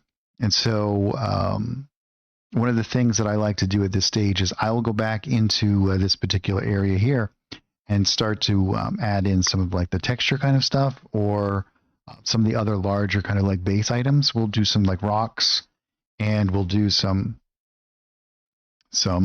like trees and whatnot, possibly. Anything that we think is going to be a larger element that might impact the overall design. And then we can go back in and do some other stuff as well. Excuse me.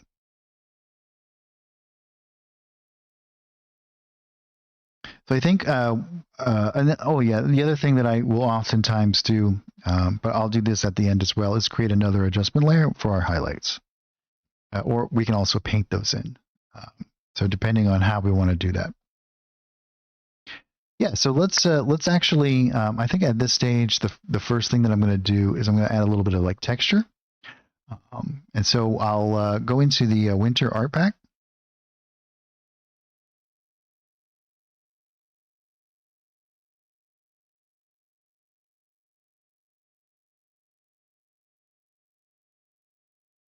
And I'll go into these effects. And I'm just going to grab like some of these elements. I'm actually going to grab some of these ones that have a little bit more texture to them. And I'm going to use this as kind of like mud. We'll go into here.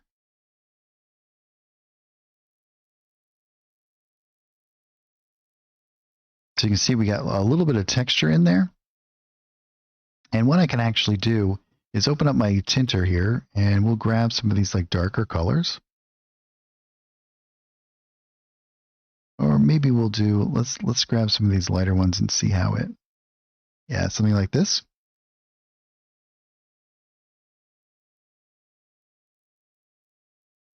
And I'm going to do this on, lower down the opacity a little bit. And I want something that I can kind of do this kind of stuff with. Lower down the opacity and kind of rough up some of these interactions between some of these elements, right?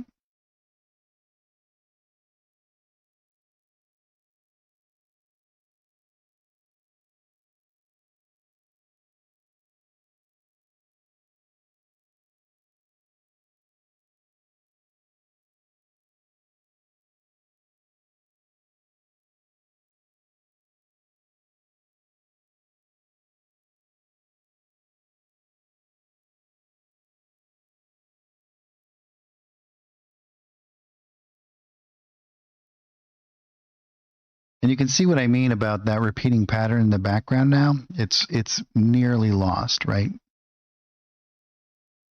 Because of these other elements that we've layered on top.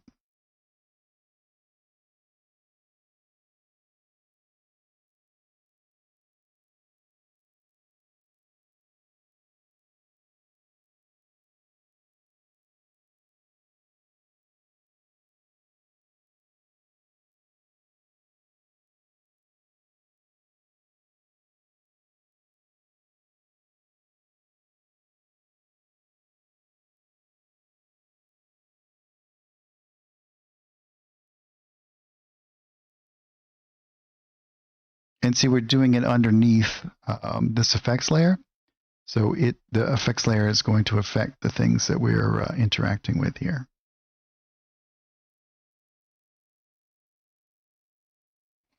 I think we'll grab something else like this one. And we can darken this up a bit. And I think we'll actually make it a little bit on the red side.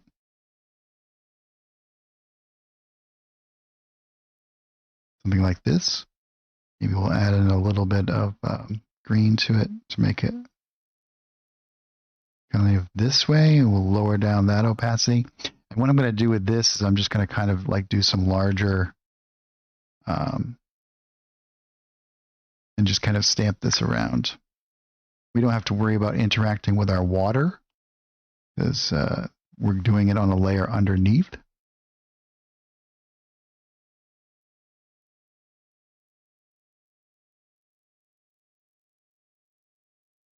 But we can actually do the same thing on the water itself. Let's make it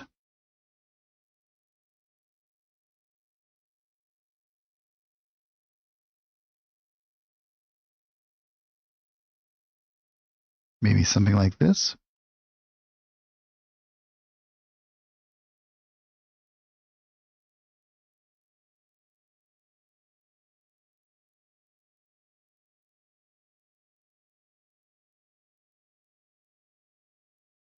And we'll do some lighter as well.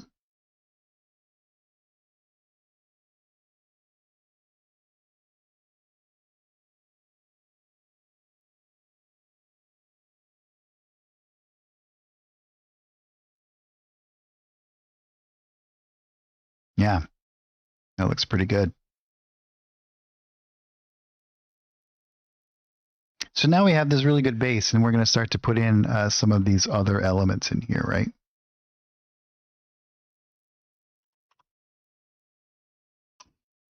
I have a swamp pack somewhere, but I'm not exactly sure where it. I don't have it loaded apparently. But we got lots of different elements that we can kind of use in here.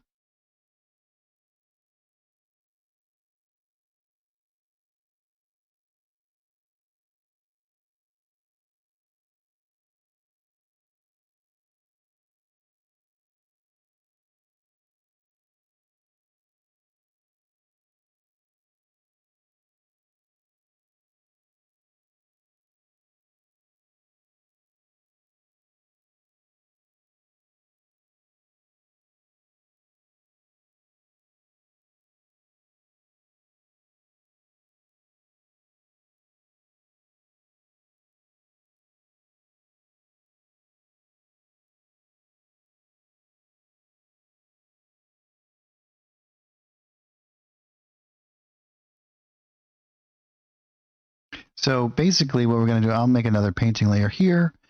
This one is our gravestones.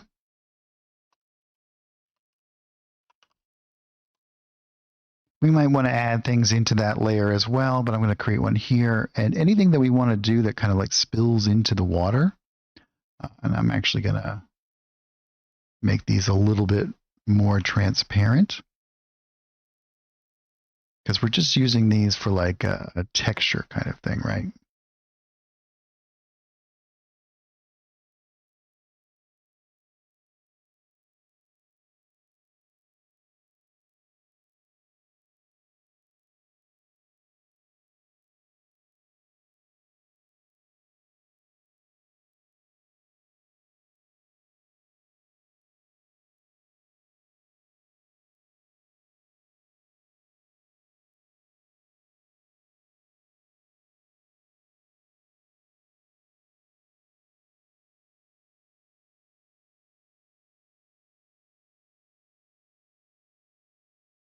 We can come over into here and do some of this stuff.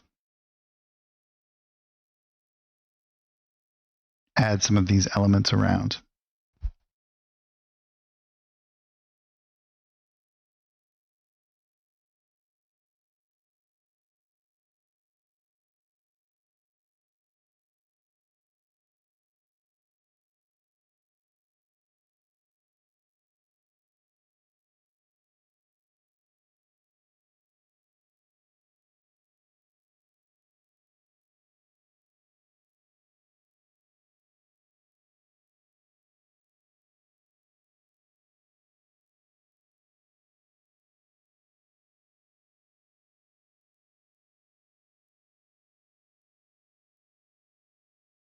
We can do some that kind of come out into the water.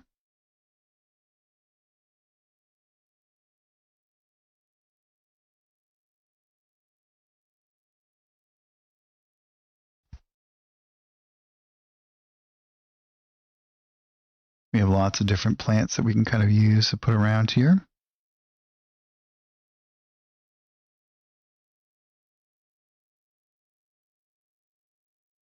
These will be all of our like ground plants.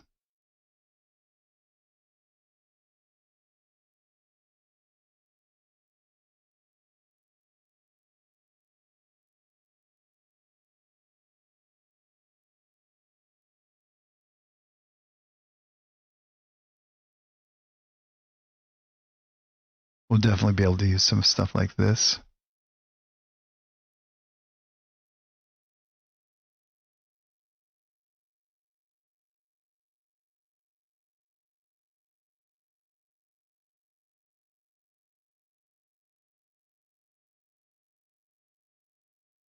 I think what I'm going to do is I'm going to take like this one.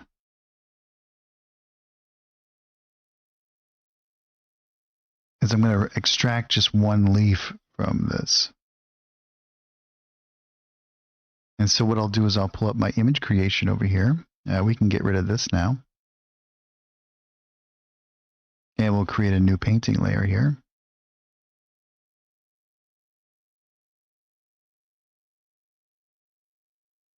And I'll just drag and drop. Let's go back into our painting tab over here. What I'm actually going to do, no, I want to put it as a fill. Turn off our stroke, and we'll do this.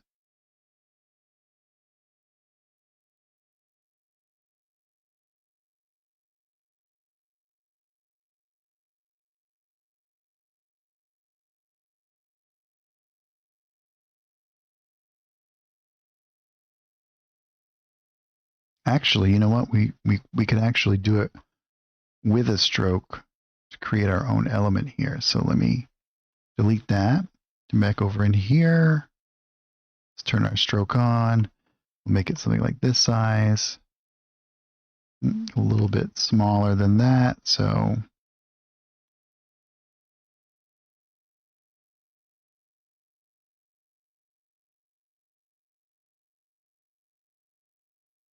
move this over and see now what we can actually do Let's create our own image element here.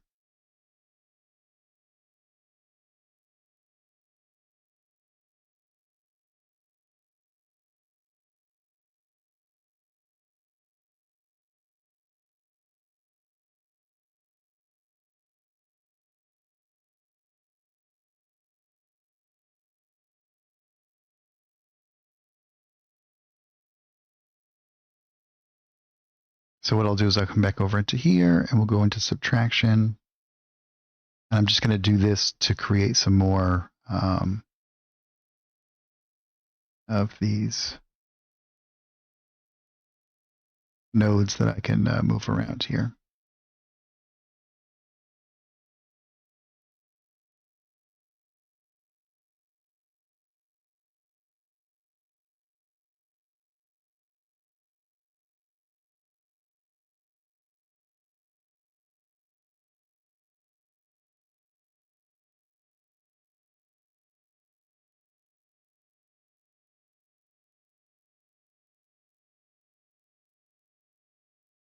And just tighten this stuff up a little bit. Actually, yeah, we should do this.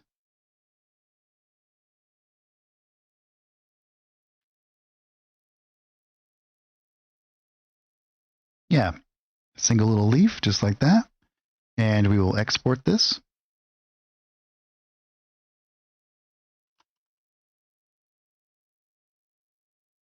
And I'm going to save it as a PNG file.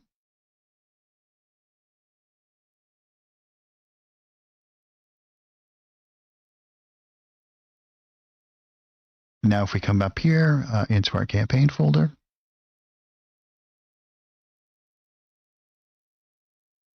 and we'll refresh it. Here's my leaf I just put there.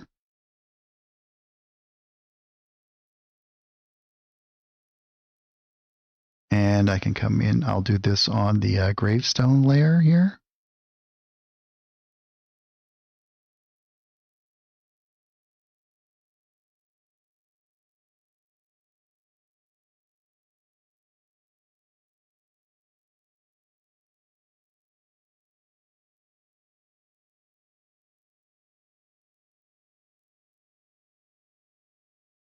We can do this.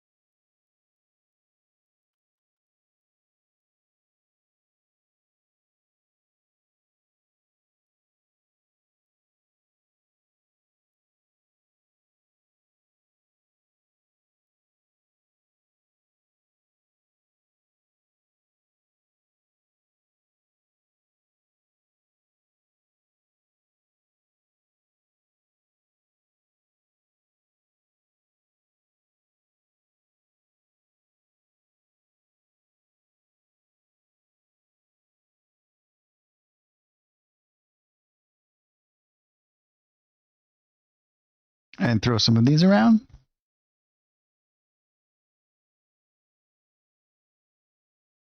Yeah, they would be if you're doing it inside of like a 5e system, like a D&D, yeah, be 5-foot squares. So there'd be like nice big leaves. Yeah, they could be like lily pads or some sort of aquatic plant.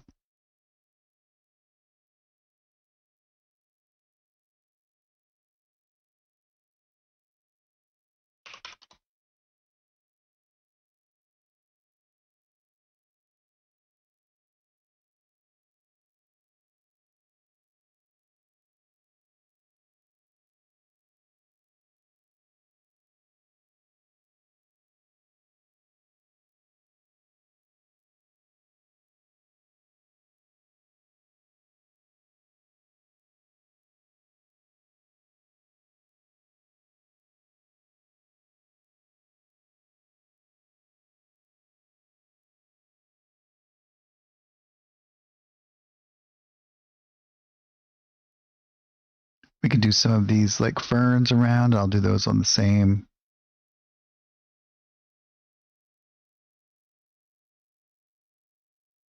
layer here.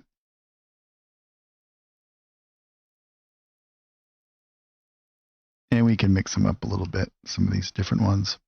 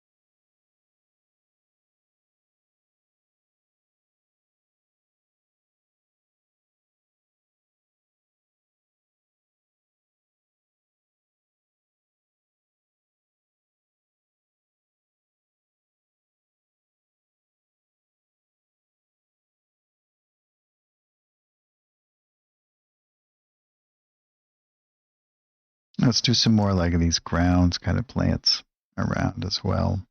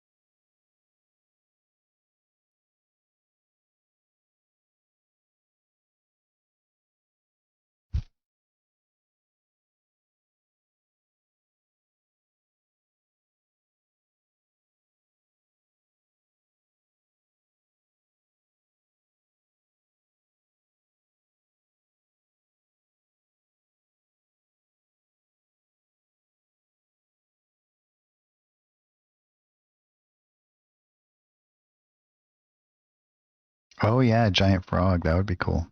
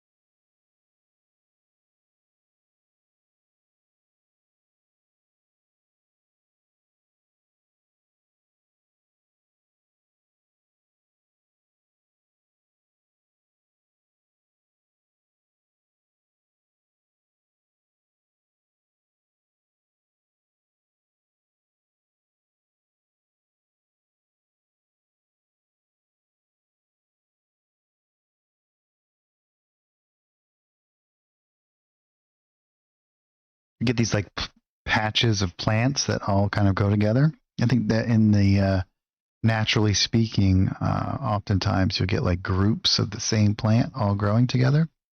And you get a few that are out and about.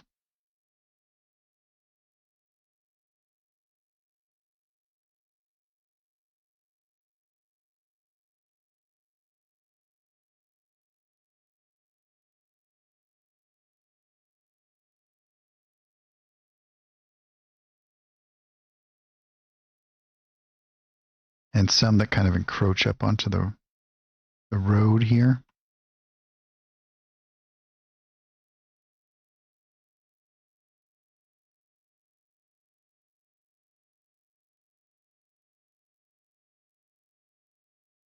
Let's get some different kind of elements here.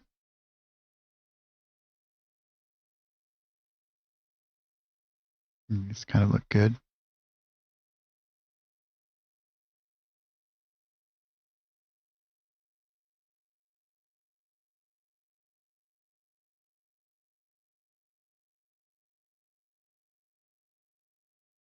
I think we need some. I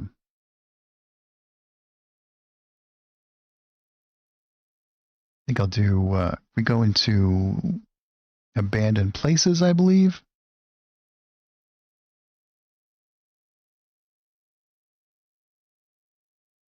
We have some nice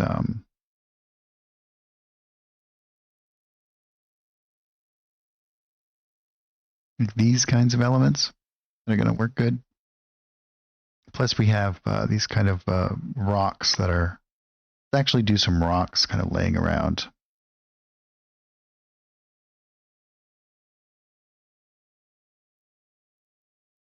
I think what we'll do is we'll make them a little bit darker, though. We want to have some good contrast between certain elements. So if we drop these like here, I think we'll actually do them on this layer.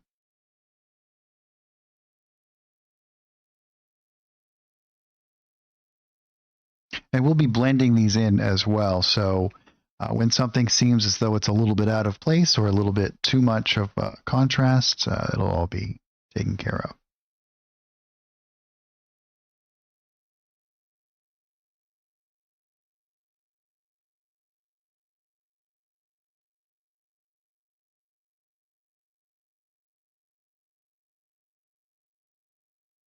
And we'll grab some of these different shapes.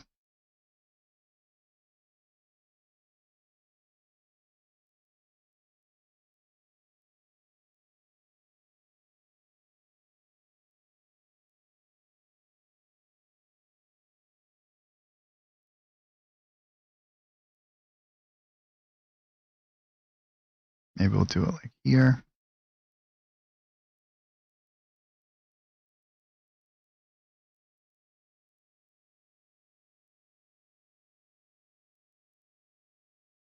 And we can do some smaller ones as well. Maybe some.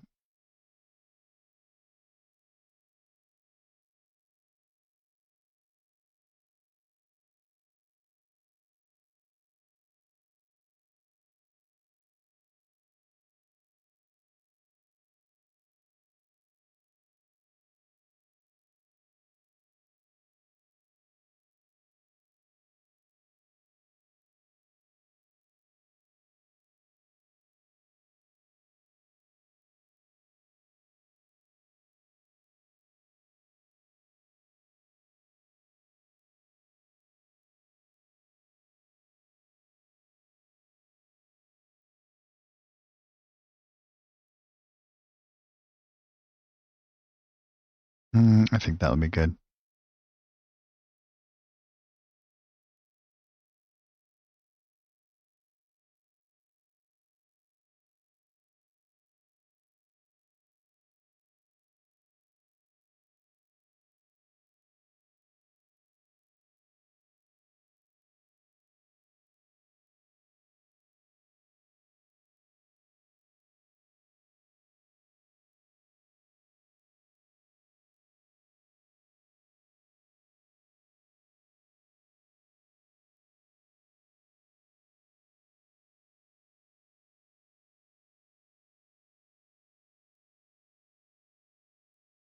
So we're getting closer to the end of the stream here. We've got about a half an hour left. So I think what I'll do is do some of the more refined bits as we kind of progress here. I'm going to do a bit more of these bushes and whatnot, but then we're going to go in and do a little bit more of like the detail-y kind of stuff. And we'll finish up this map next time as well. Because we're going to want to bring all of this kind of vegetation all the way down through.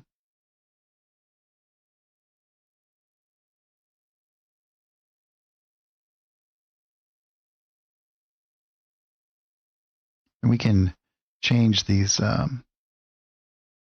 dimensions as well, so we get different shapes.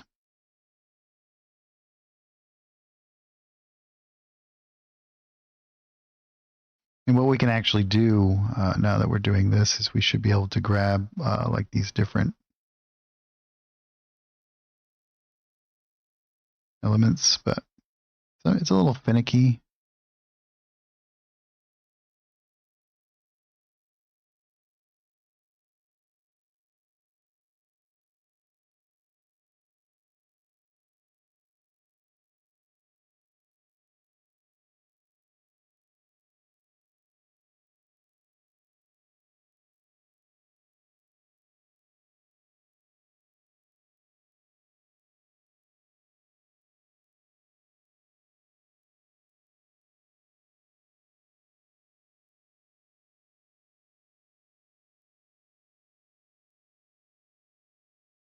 Very cool.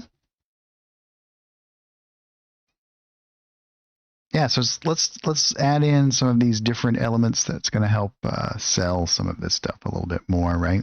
So the first thing we're going to do is I want to keep this. When you think about these places, right? Think about like the atmosphere. How crisp are the shadows going to be? If you have an overcast day, for example, or if you have like an area that is foggy or whatnot, you have very diffuse shadows, which means they're very almost directly under things, and they don't have a defined shape. They're just like these little like gradients, right? So if we create a painting layer here, we're going to put it down in underneath here. You can grab this little element like this. I'm going to lower down the opacity a bit. So what we can do is going to come in underneath some of this stuff, right?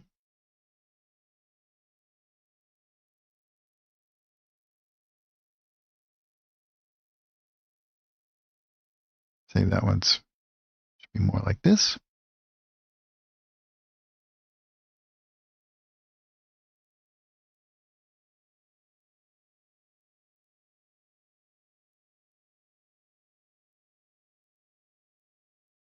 And I'm just going to stamp out some of these areas over here.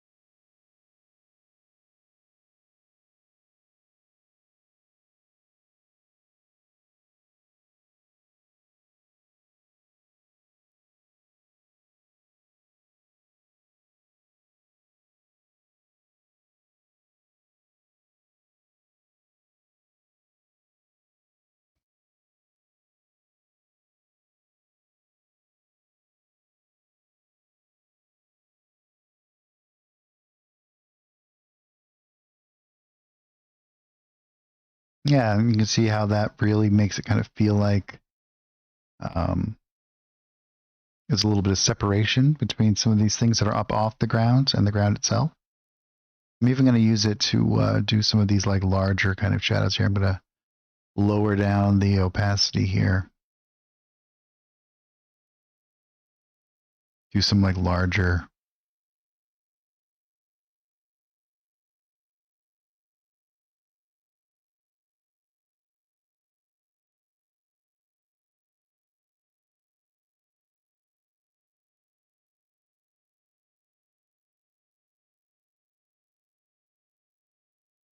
create some nice little variations here.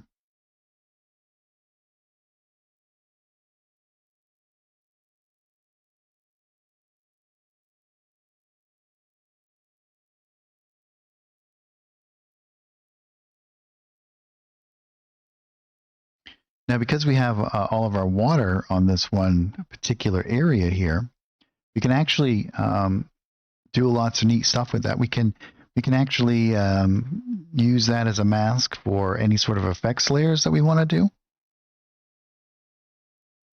So on the water itself, for example, if we go into the effects layer, we can say use the painting as a mask. And so if we hit this button, it'll create us a new effects layer, and it's going to be masked to this. So if we do something like snow, right, you can see that it's only in those areas. Well, we can turn our speed all the way down. But you see, you still get this like gentle rocking back and forth, and we can blur out those edges as well.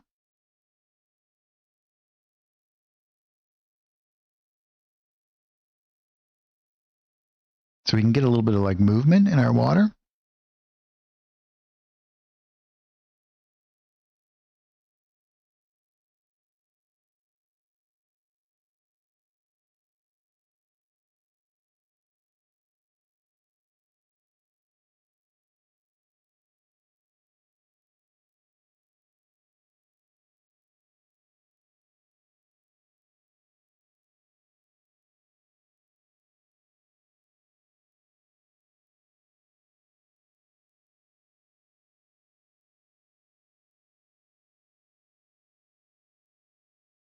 I think we should increase the size, like larger kind of particles. And then what I'm going to do is I'm going to go into the hide area, and I'm going to bring it in from the edge a little bit more.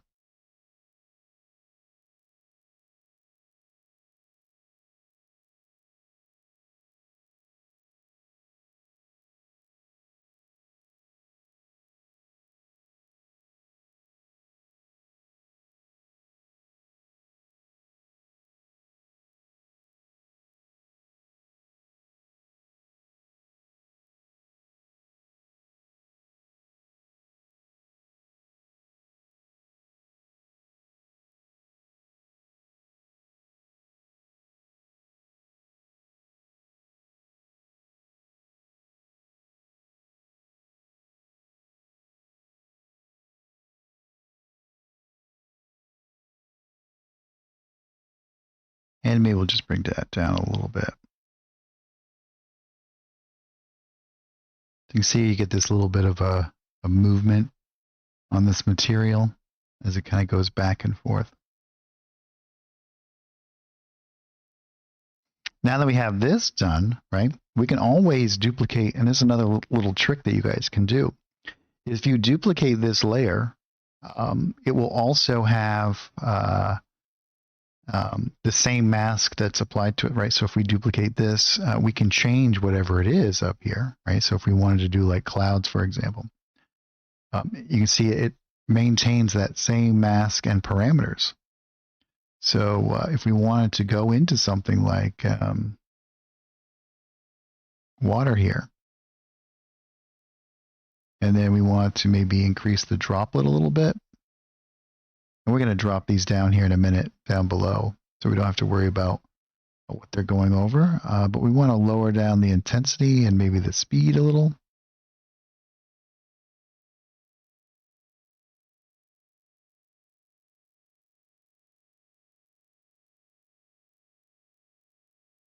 And we can grab these and drop them right down here.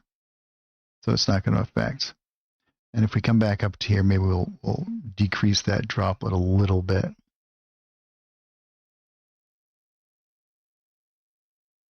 Now the cool thing about this is that because it's a layered system like this, anything that we paint over the top, as you can see here, won't be affected by these effects layers. Which means that we could, which means that you can, let's say we wanted to create like some scum patches, you know, some like algae growing on the water. that's not affected by this stuff, you can easily do that. Yeah, you can you could totally do that. Make like a kind of a mirror effect.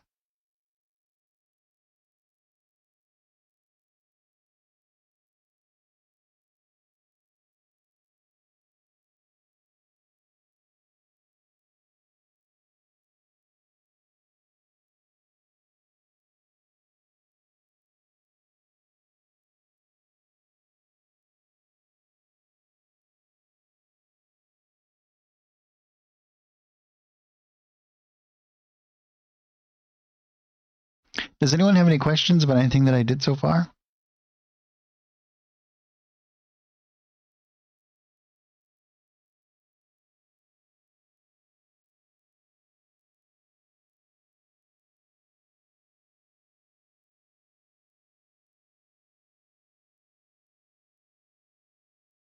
And from that same kind of thought process, if we were to come back into our stamp over here, right?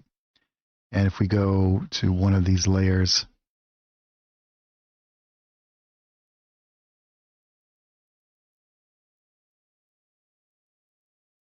grab one of these. Let's just grab this plant.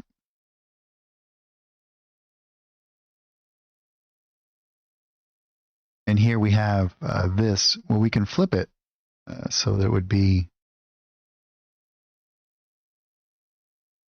Well, we want to. We actually don't want to. But we could go on to the water layer over here, right? And we could actually lower down our opacity quite a bit. And if you wanted to, you could stamp in some little reflections.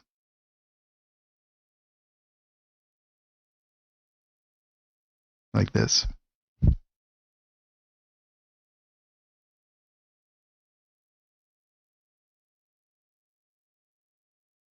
And because it's underneath these layers, right, you're going to get the water distortion on them. And you could do the same with the stones and all of that.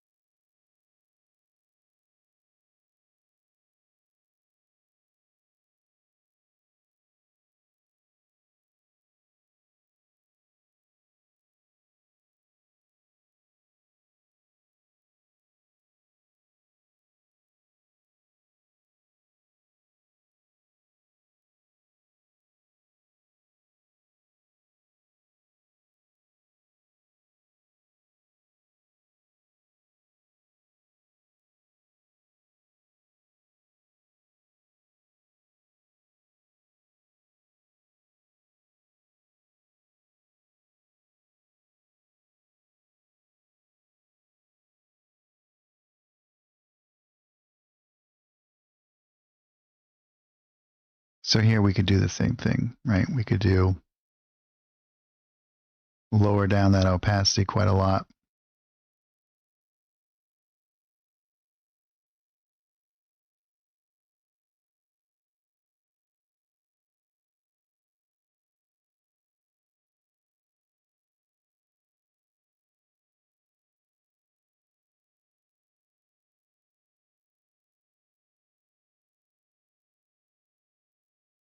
I think what we should actually do is make it a little bit smaller and rotate it. So it's like this.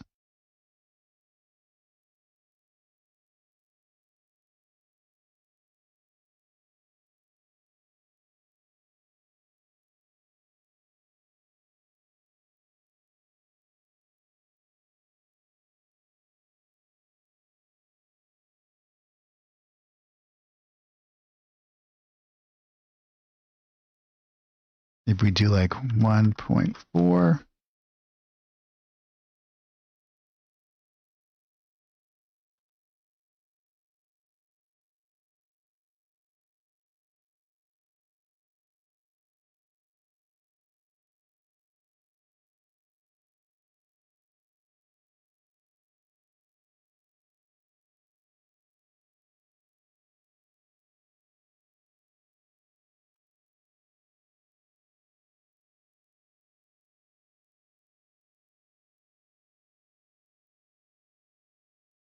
Maybe we do something like that.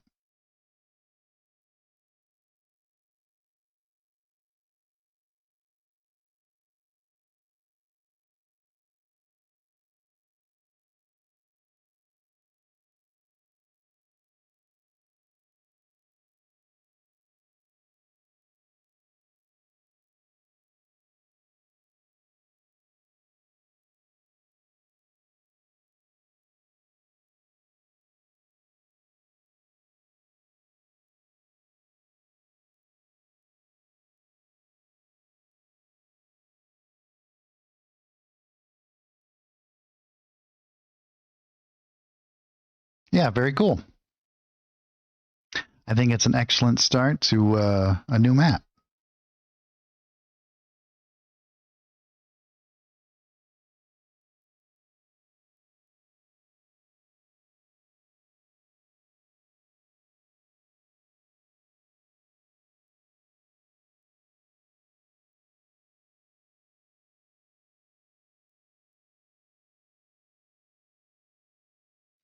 Oh yeah, yeah. We could definitely do like a mausoleum or something. We could do something that's kind of like sunk down in over here.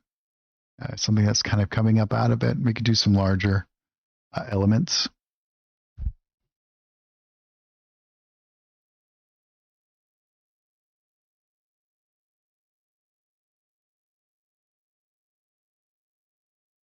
All right, guys. Well, we're kind of winding down here. Do you guys have any other questions, or is there anything else that I could kind of answer before we head out? I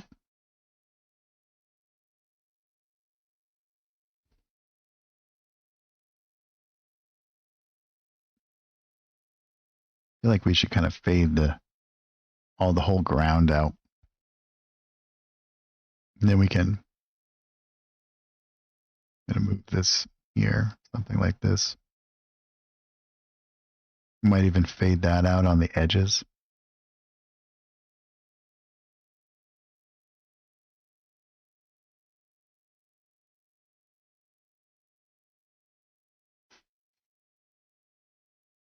Yeah, you bet. Anytime. Yeah, and if you guys ever have a question, or if there's something that you're having a hard time, I'll always do my best to see if I can come up with a solution for you, or at least. And you guys should always remember that there is no clear-cut answer. The system is very versatile, and so there's going to be multiple ways that you can approach anything, which is kind of one of the great things about it.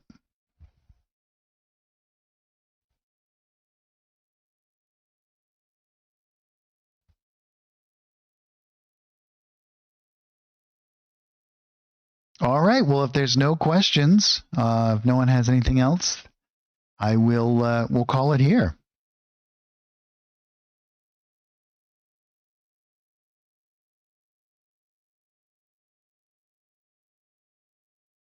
Oh, cool. So Friday, we'll have Mac from Dungeon Alchemist on FG Friday. That'll be a cool one.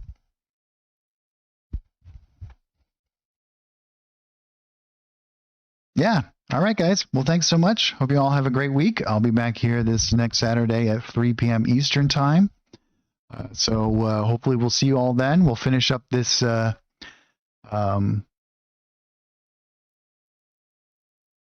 great. Thanks, Bang.